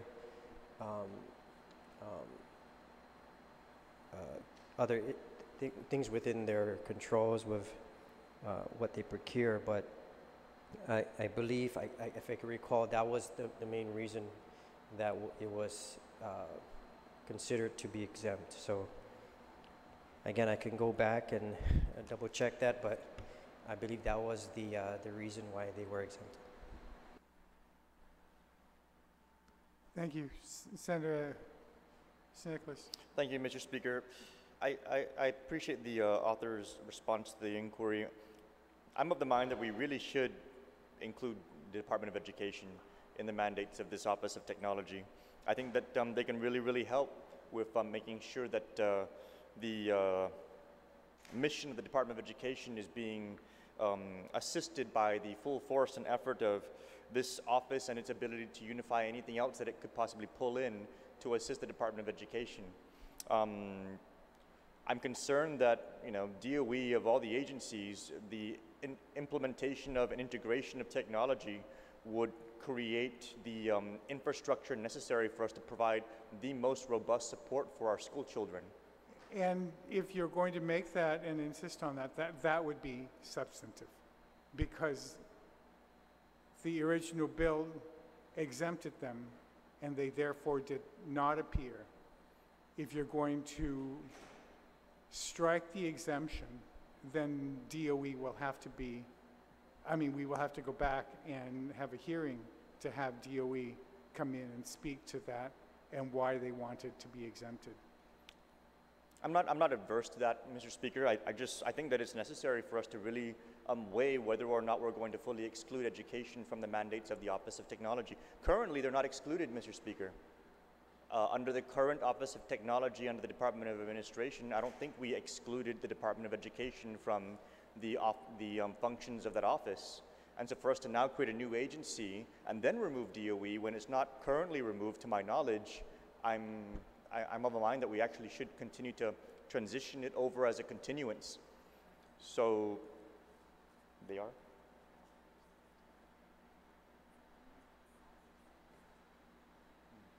I stand corrected, Mr. Speaker, they are excluded from the existing office. I'm not quite sure as to why that language was written in there. So, and I'm of the mind that we should actually add it in. So, I'll proffer the amendment. I don't know if it necessarily has the support to pass, but I believe that we should include the Department of Education in the mission of the Office of Technology. And just something to consider, Mr. Speaker, DOE has an incredible wealth of data with respect to our children. They know how many are in the under the poverty line. They know how many, based on population and everything else. They even are able to track trends of how students are moving from school to school and who's moving from what village to where. And those kind of things can, if really integrated, of course, we're going to make sure that all the privacy requirements are being followed, not just in education, but in HIPAA and health. But to the extent, as much as possible, information is integrated, Those kind of things can really benefit our community. As an example, for whenever we have students being registered into a school, I mean, all of that information can be fired off to the respective village mayor that you have a new student in this particular school district. It can be fired off to the Department of Public Health that, hey, this student, based on some of the information that we have here, is somebody that you want to be able to affect some of the records that you have in your agency. So I'm not so sure we should necessarily exempt DOE from being a part of this whole process. I think integrating the department into our technological infrastructure throughout the government of Guam, is, to the extent possible, is something that we should consider. So, Mr. Speaker, I'd like to make a motion to strike lines 21 to 27 under exemptions. There's been a motion to strike lines 21 to 27. Anyone wish to speak to the motion? Senator Morrison.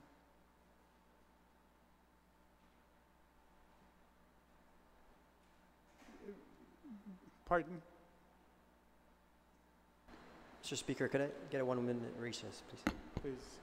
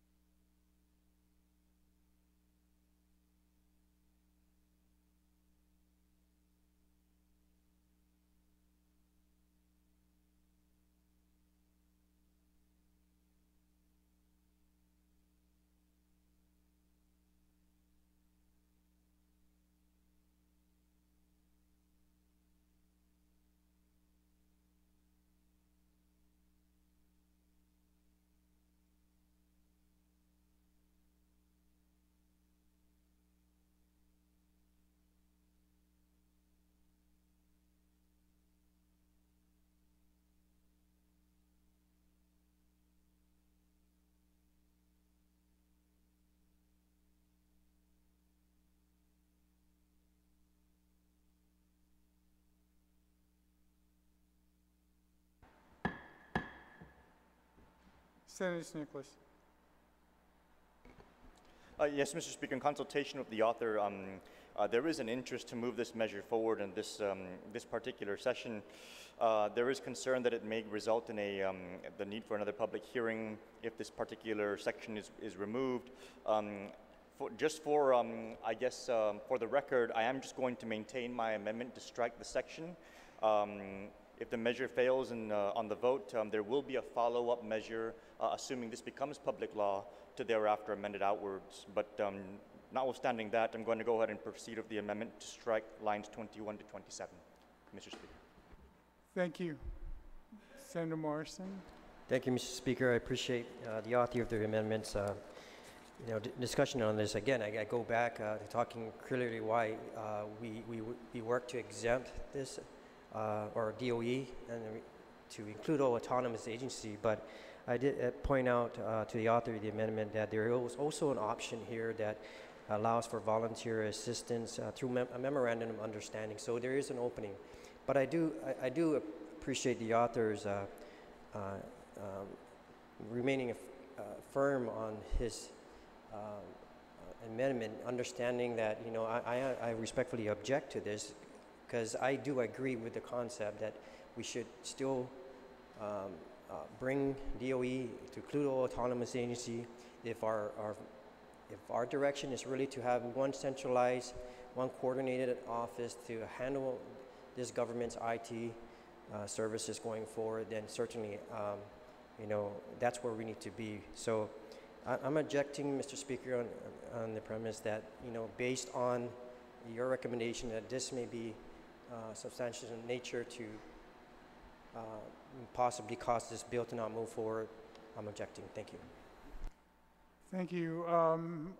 There's been an objection to this Nicholas amendment to strike those 6 lines. All those in favor of this Nicholas amendment, please indicate by raising your hand.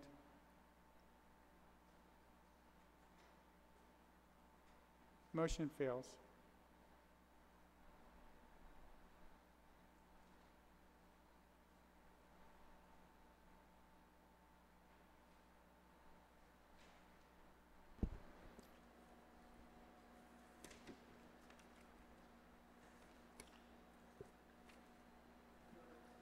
Thank you, Mr. Speaker.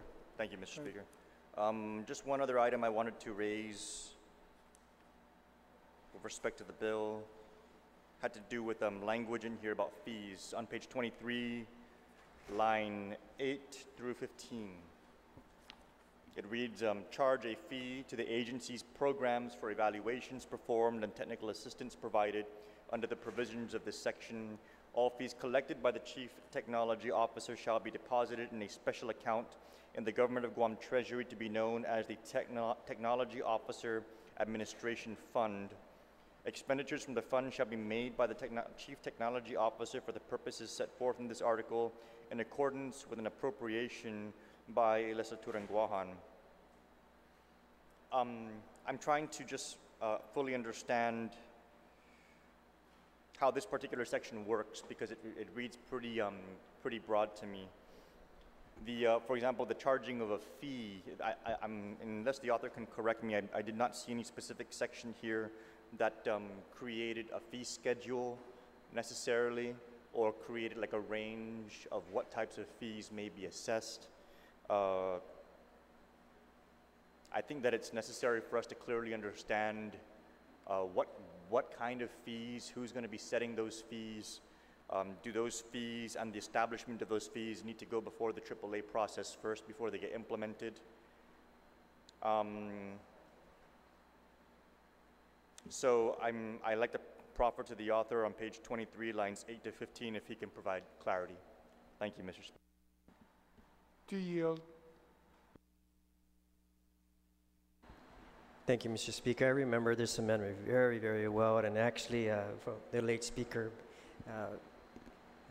Ben Pangilinan, who actually this really kind of sent the bill back to committee several times, so I remember this amendment very well, and I really appreciate his work in putting this amendment together, helping guide this area, understanding that, you know, there is other entities out there, such as Bureau Stats and Plans, have created sort of a fee mechanism to basically charge certain agencies for certain types of services that they provide for these agencies. So this was a result of the late Speaker Pangilinan, who wanted to see how we could sustain the offices. I mean, not providing these services, even with autonomous agencies out there, that there will be some sort of fee structure put in place that would help sustain these services. If I remember very clearly, out of the Office of Technology's clear mandate. But this was a result of those discussions, and I believe this is still subject to the AAA process, or to promulgate rules necessary. I don't think the office is there yet with establishing this fund, but it was put in place in the case that, you know, the services or the demand for services were to increase outside of the agencies. But I know it specifies just agencies, programs, and that can mean the line agencies, which it's already providing services for. But when we were discussing this, I remember very clearly with the late speaker, he was mostly looking and focusing on autonomous agencies that would like to avail themselves to these services at the Office of Technology, that there will be some fund that they can assess a charge for to offer these services. And I know it's outlined here what was put in place to guide how this fund will be used. But I'm open to any amendments, Mr. Speaker, that would, if it needs to strengthen the process to possibly go into, I stand corrected, Mr. Speaker, I don't believe this goes to the AAA process.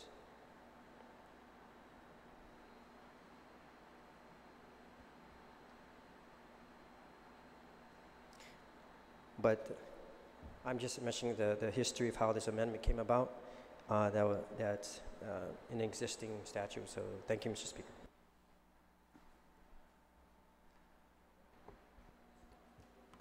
Senator Snickers. Thank you, Mr. Chairman, Mr. Speaker. So, that being said, I understand that this entire bill is intending to create a new agency. As with any agency of the government of Guam, upon its creation and in anticipation of its creation, we will have to take the responsibility of budgeting for this agency to include providing for the resources necessary for it to do the functions that are stated here in this particular section.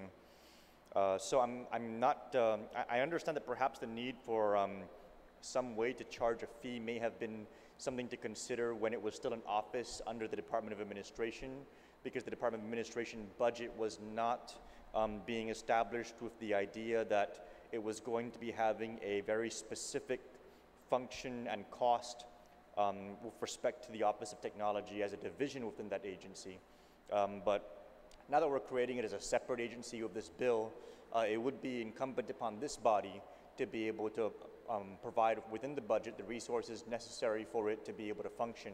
And in that respect, in considering it from the budgetary standpoint, we would, from our perspective in the legislatura, look at each agency, their particular technology needs, and appropriate to the Office of Technology the funds that they would need to service those particular agencies. So in light of the fact that we are creating a new agency, I don't necessarily believe this Section 8 is necessary, since we should be able to provision for them in the budget. And also in light of the fact that it does not necessarily have a schedule of fees, nor does it have a AAA process attached to it, I think it would be just cleaner for us to remove it at this time, and perhaps the Office of Technology can come back at a later date and inform us of any advised fee schedules if they think that those would be something worth considering after it's been established and funded as an agency of the government. So, Mr. Speaker, I'd like to propose that we strike lines 8 to 15 on page 23 at this time.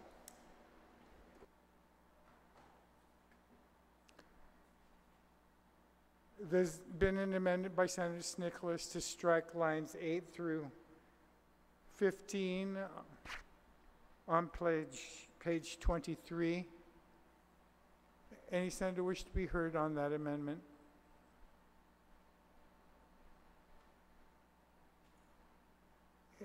Any objection to the amendment?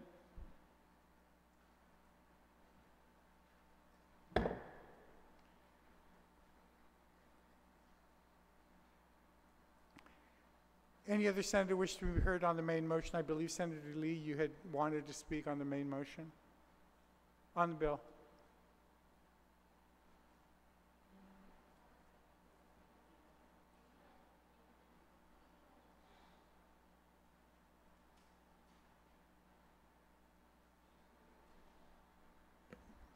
Proceed.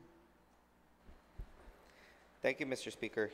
I rise in support of this measure and the bill before us. I've said on many occasions, and it's been reiterated, so I won't touch into it too much. Technology is definitely the way of the future. It's definitely the cohesive tool we need for efficiency in government. This was one of the primary reasons why I felt it necessary to pass in previous measures the requirement for our local regulatory agencies and entities in our local government to develop operational procedures consistent with local and federal regulations. So I have an amendment to proffer, and that's on line 19 of page 25, which will read, executive agencies consistent with respective standard operating procedures, local and federal regulations, and industry standards, semicolon. Mr. Speaker, the reason for this amendment is we want to ensure that in developing of any unified plans, master plans, to synchronize information technology and information systems and databases within the Office of Technology, but Government of Guam as a whole, that it's incumbent not only upon the Office of Technology, but also of the agencies that their needs with regards to synchronizing database systems and information technology is consistent with how their agencies are supposed to be run. And that's very important, Mr. Speaker, because we don't want programs to be developed, investments to be made into computer systems and databases that are not consistent with local law or federal law or industry standards as well, and makes it unable to be used by a specific agency. Now, having this in the statute, identifying that these are key issues that need to be in any unified plans under the Chief Technology Officer, just to reiterate again, is absolutely essential, I believe. And so I ask my colleagues to support this amendment to give guidance to not only the Chief Technology Officer, but all agencies under the government in developing unified plans, integrated systems that they are consistent with their respective standards of the respective agencies. Thank you, Mr. Speaker. Thank you, Senator. Senator Esteves has proposed amendment adding after executive agencies on line 19 on page 25. Any senator wish to be heard on the Esteves amendment?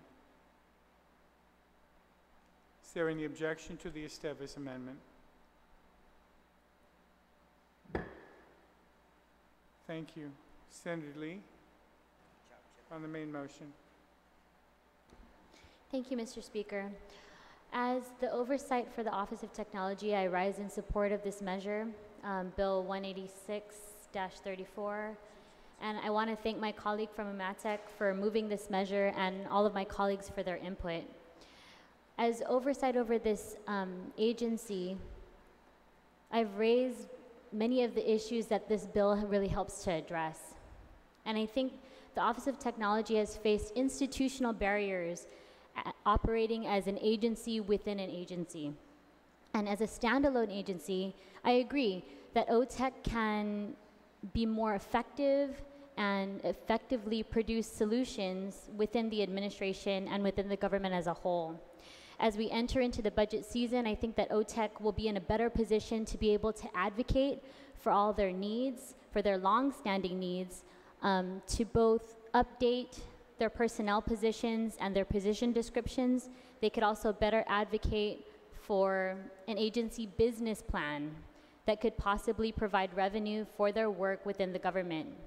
Work that has consolidated and helped to reduce costs to agencies as the office has gone from establishment to implementation, and now as they seek to transform how GovGuam can better serve our island in this digital age.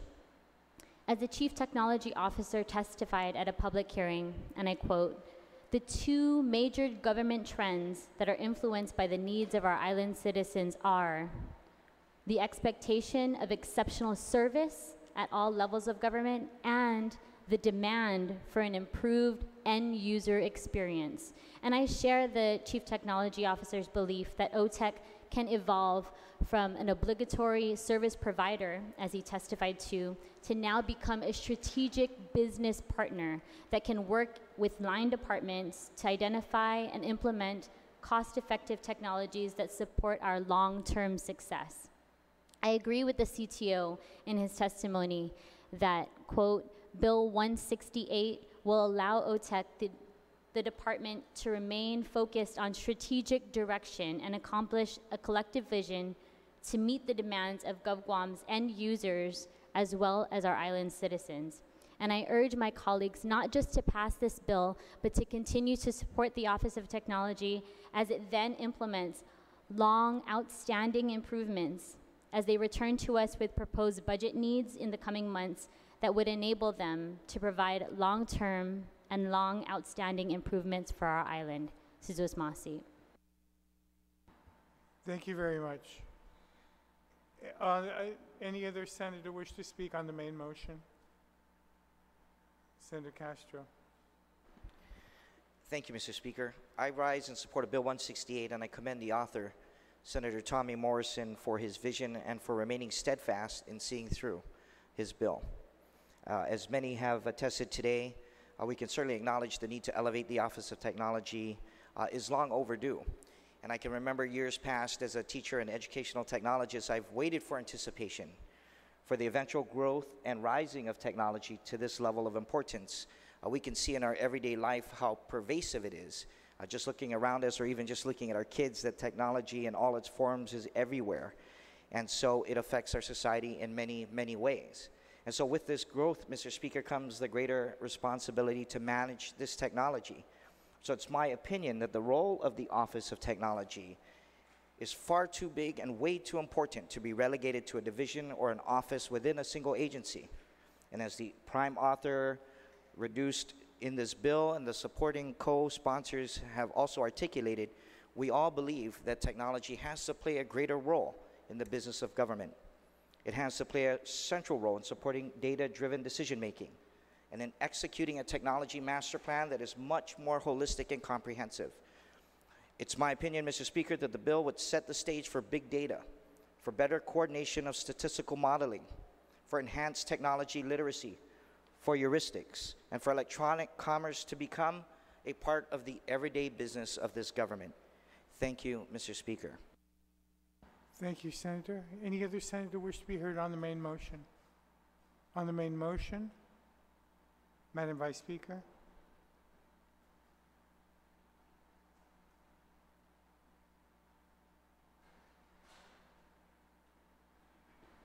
Thank you, Mr. Speaker.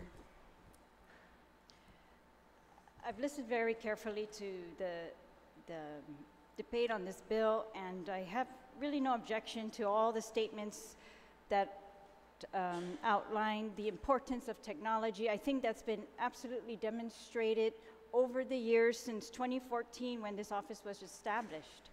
And in fact, it looks to me that the legislature has continued to recognize this, and since 2014, when they gave this office a budget of $2 million, has increased that budget every year, that allocation, from $2 million in 2014 to $2.9 million in 2015, 3.6 million in 2016, 3.8 million in 17, and 3.9 million in FY18. So over the course of 4 years, this Office of Technology has had an increase of $1.9 million.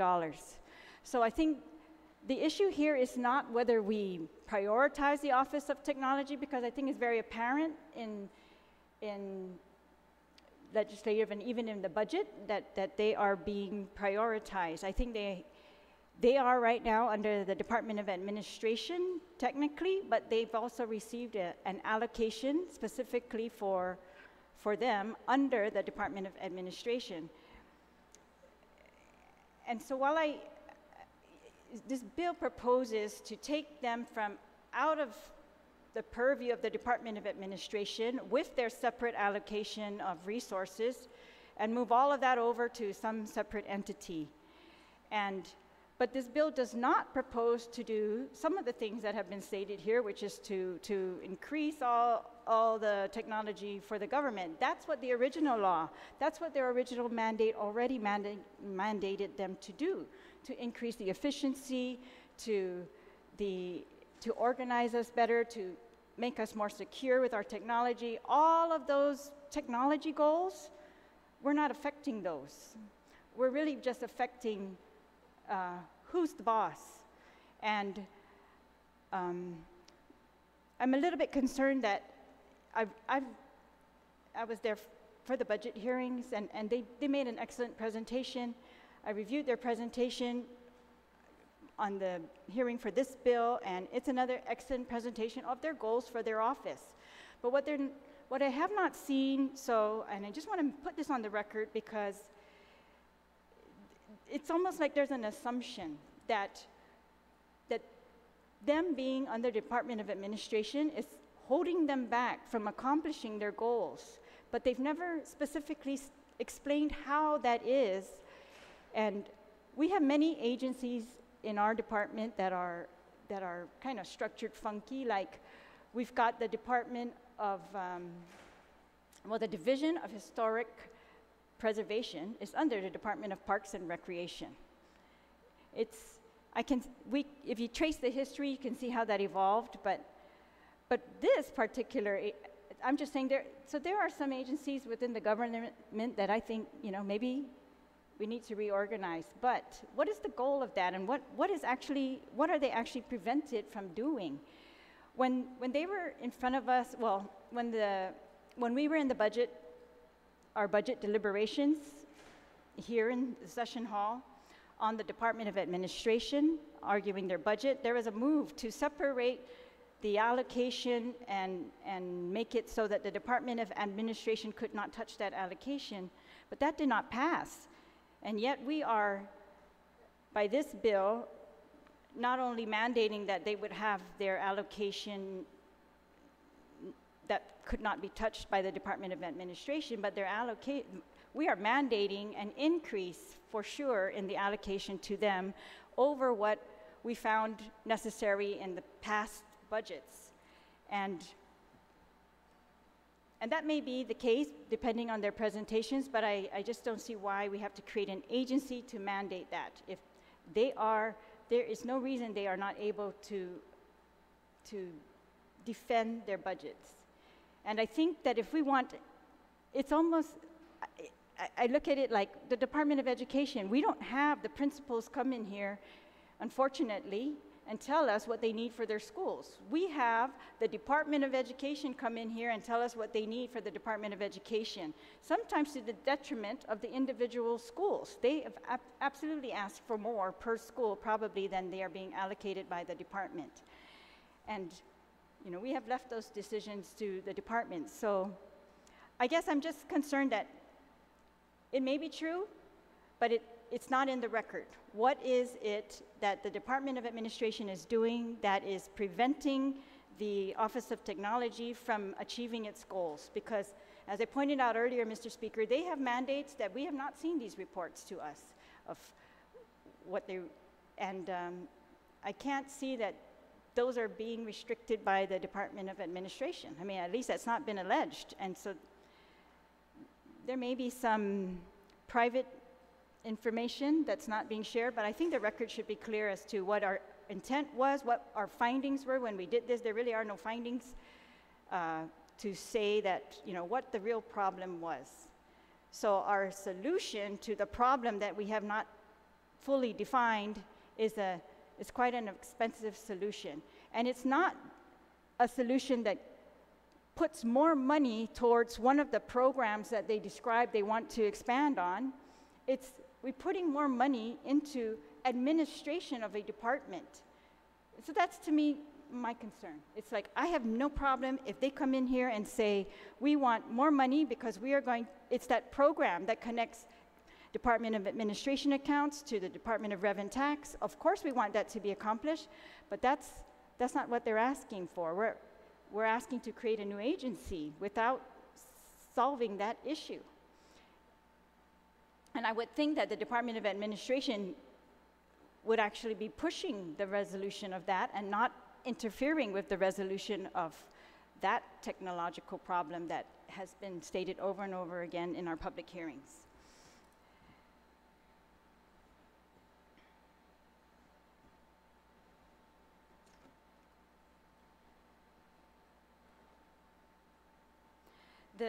The fiscal note in this bill shows for sure that they would have to, there's going to be a negative impact on the Department of Administration's budget.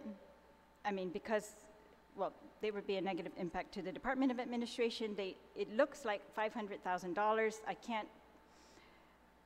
It's not clear how they calculated that, and that there would be an increase requirement of OTEC immediately of at least $100,000. But what I haven't figured out, and it's not clear from the record, and I guess I would ask if the sponsor would yield, is the bill is going to establish the Office of Technology instead of under the Department of Administration. On page 21, it's going to say it is an office within the Office of the Governor. So it's not even a separate department like the Department of Public Health or the Department of Rev and Tax. It's an office within the Office of the Governor, which I guess I'm also wondering,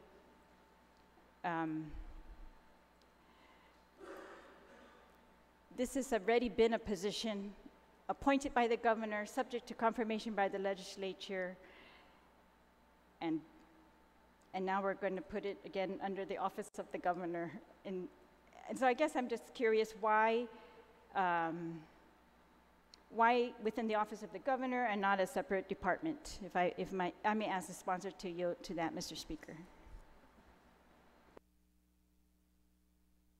Senator Morrison. Thank you, Mr. Speaker.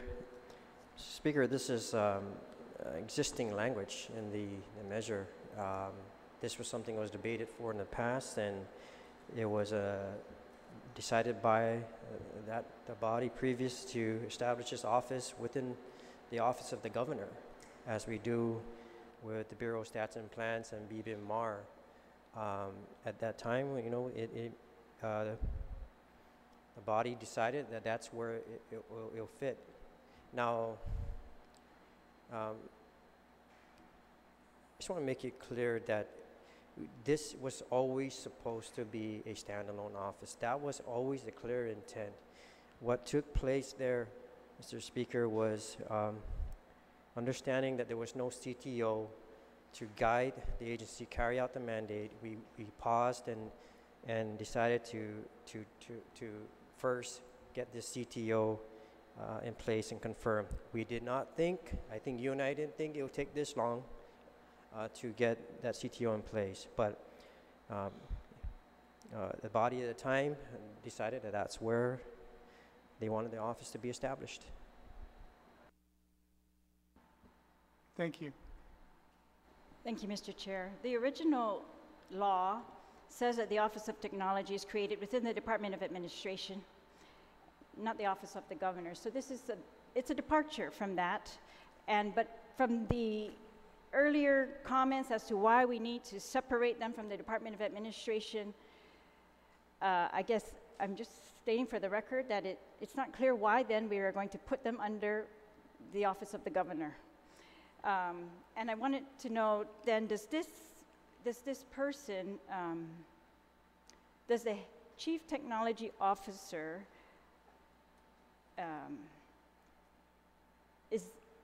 will that position be reclassified to a director's position different than what it's classified now? And that's because I think that would incur additional costs that have not been projected in any of the projections. But it seems to me that that's the purpose of creating another department, is to create another director. And so I guess I would like, I'm not sure if the author has this, because this information was not discussed at the public hearing, but if that's an additional cost that we can anticipate. I know that the Office of Technology in their proposal didn't show that as an increased cost, but I just wonder if by force of law that will be the effect. It seems to me all the directors are in a different category than the CTO at this point. Do you wish to yield? Mr. Speaker, I think, I appreciate the concerns, Mr. Speaker, but, it's hard to answer some of these concerns because a lot of it's predicated on assumptions that are possibly being made out there. I'm not sure where that's coming from, but, this office, the Chief Technology Officer, is clearly defined within the scope. But, again, this is clearly to transfer the personnel, funding and facilities, equipment and obligations by the office. That's all we're tending to do here, Mr. Speaker. Anything further, Madam Vice Speaker? Thank you, Mr. Speaker. So I would just like to reiterate my concerns that there may be budgetary impacts that we have not foreseen from this bill, unintended perhaps, and maybe those are fine with everyone, but I just think we should, at this point of time, in light of the budgetary concerns throughout the government, that we should be very, very aware of what we are acting on. OTEC in their presentation showed that they would like their office that is currently operating on a $3.9 million budget to operate on 4.8. And I can't see how the legislature in the next budget hearing even if we didn't pass this bill, doesn't have the opportunity to consider an increase in their budget. I mean, of course, we had that opportunity this year. We've had the opportunity when they asked, to have their allocation separate, but none of that was allowed. And so I'm just showing that they're already proposing, looks like another $1 million increase. And that was the proposal presented during the public hearing on this bill.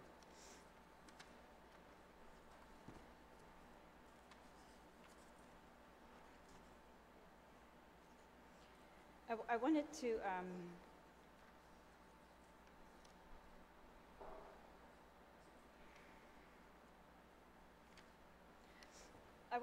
just close, Mr. Speaker, by saying that I don't think anyone in here is debating the merits of an Office of Technology. I think we have all been very supportive of an Office of Technology. We welcome their assistance to the government agencies, to all of the government as a whole. We need them, and no one's denying that. I'm just trying to imagine that when it was established, it was put under the Department of Administration. The Department of Administration right now is mandated to take care of procurement, personnel, hiring.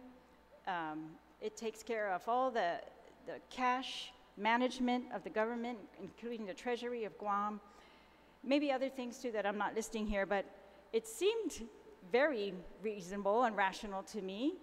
And our technology systems has always been under the Department of Administration for the cash management systems.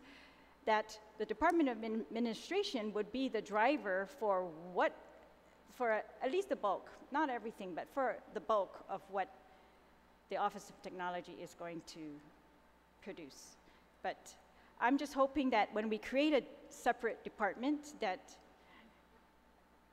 these primary goals, like the linking of the Department of Revenue and Tax and the Department of Administration, will not be put on the wayside, because we're even today mandating additional duties of this office.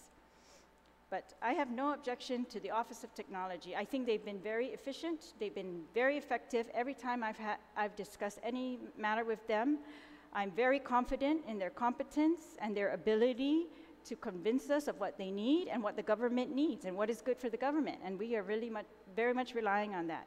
I think we need to also understand that creating a new department under the Office of the Governor really leaves this position subject to change by the governor. And I think that's one of the things that this office maybe, got off to a slow start, because the position changed.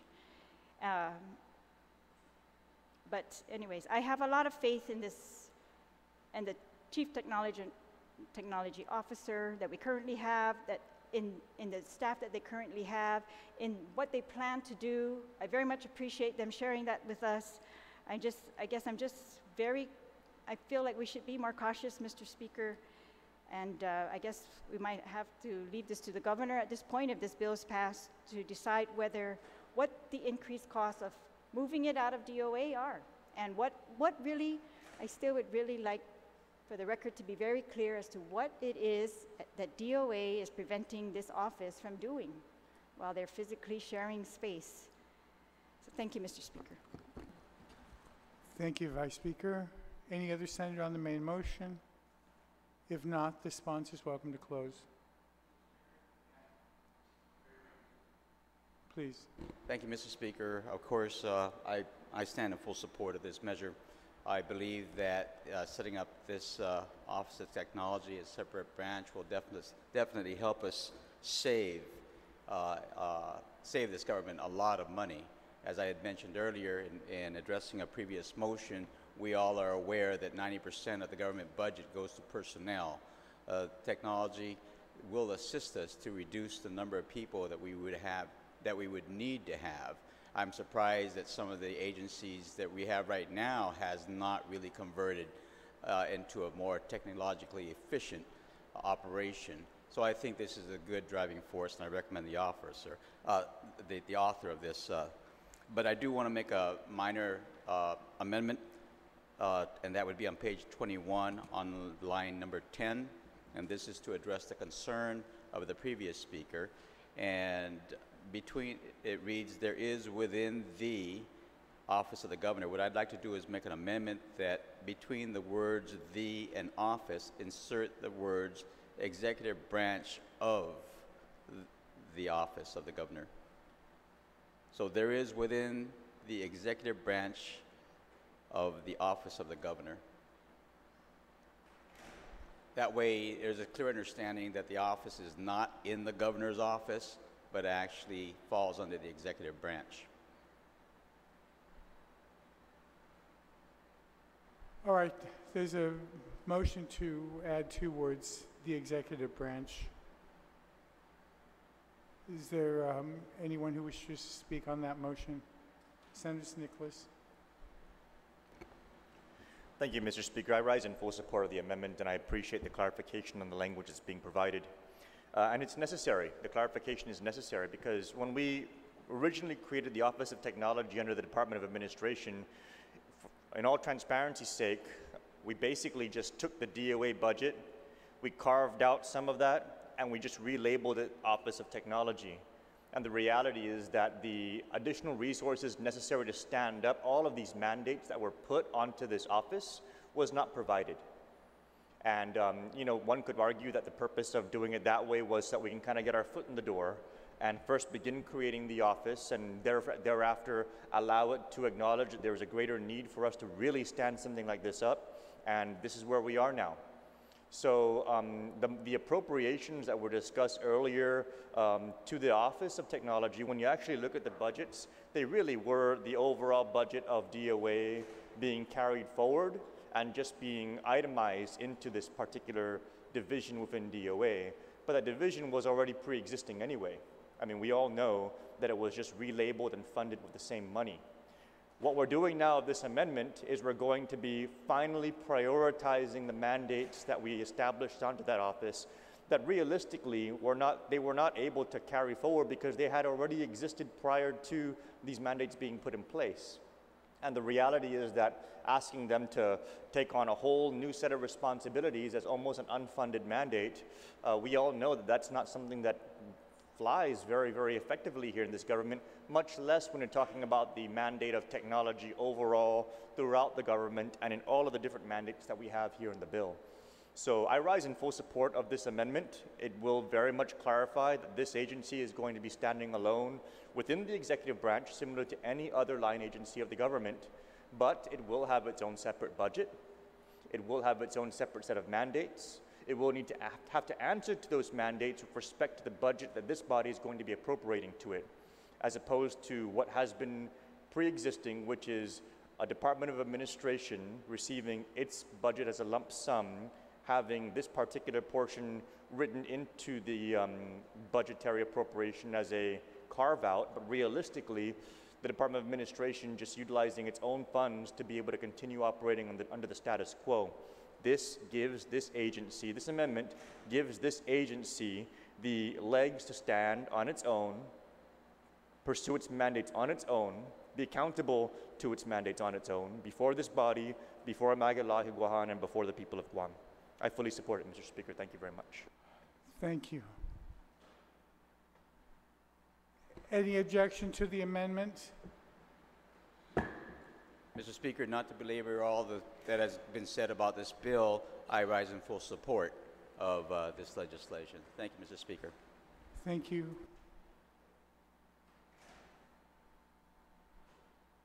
Point of order, Mr. Speaker. I would just like to get a ruling, I guess, from the Speaker as to whether this bill has a budgetary impact that has not, that we have not made an appropriate appropriation for, in accordance with Title II that requires all of our bills to do that.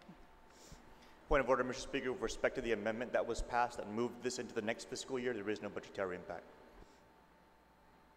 Thank you. Is that satisfactory? I'm asking the Speaker for a ruling on that, Mr. Speaker. The committee has reviewed it, and we've reported it out.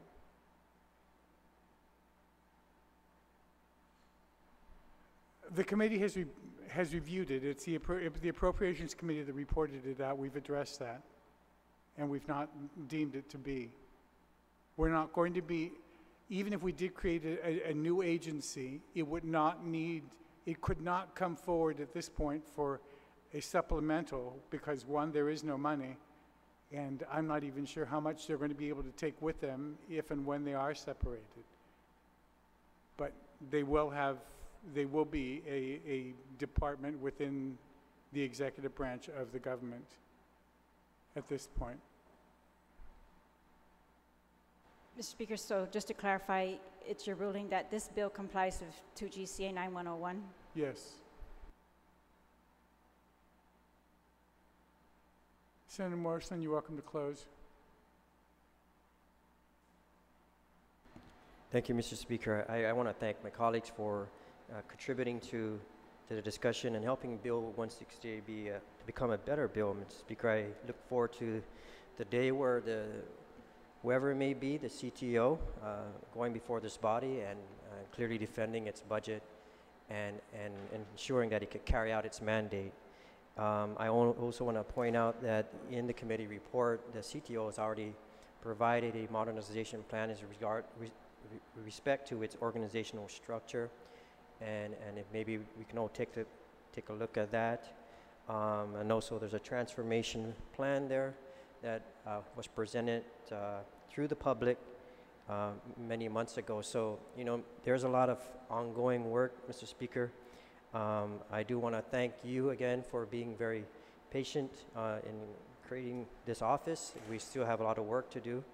I do also want to point out the work of former CIOs of Jim Laxon and Ed Cruz when Governor Camacho signed Executive Order 205-25, you know, establishing the Bureau.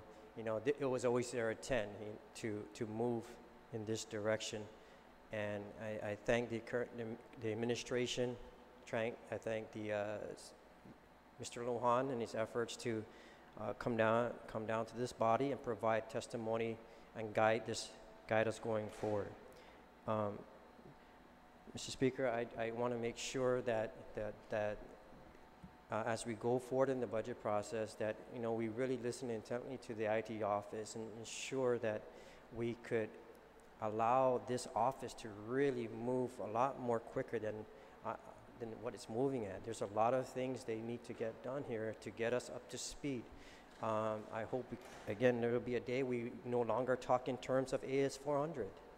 And that's something that we need to get past and with our financial system. And there's a lot more to discuss, but I just want to thank the colleagues here, Mr. Speaker. I think there's more to come. Working with my colleagues with other standalone legislations to build upon the efforts that we have made here today. Thank you, Mr. Speaker. Thank you. On the motion to send the bill to the third reading file, voting file. Any objection? Let's recess till 2.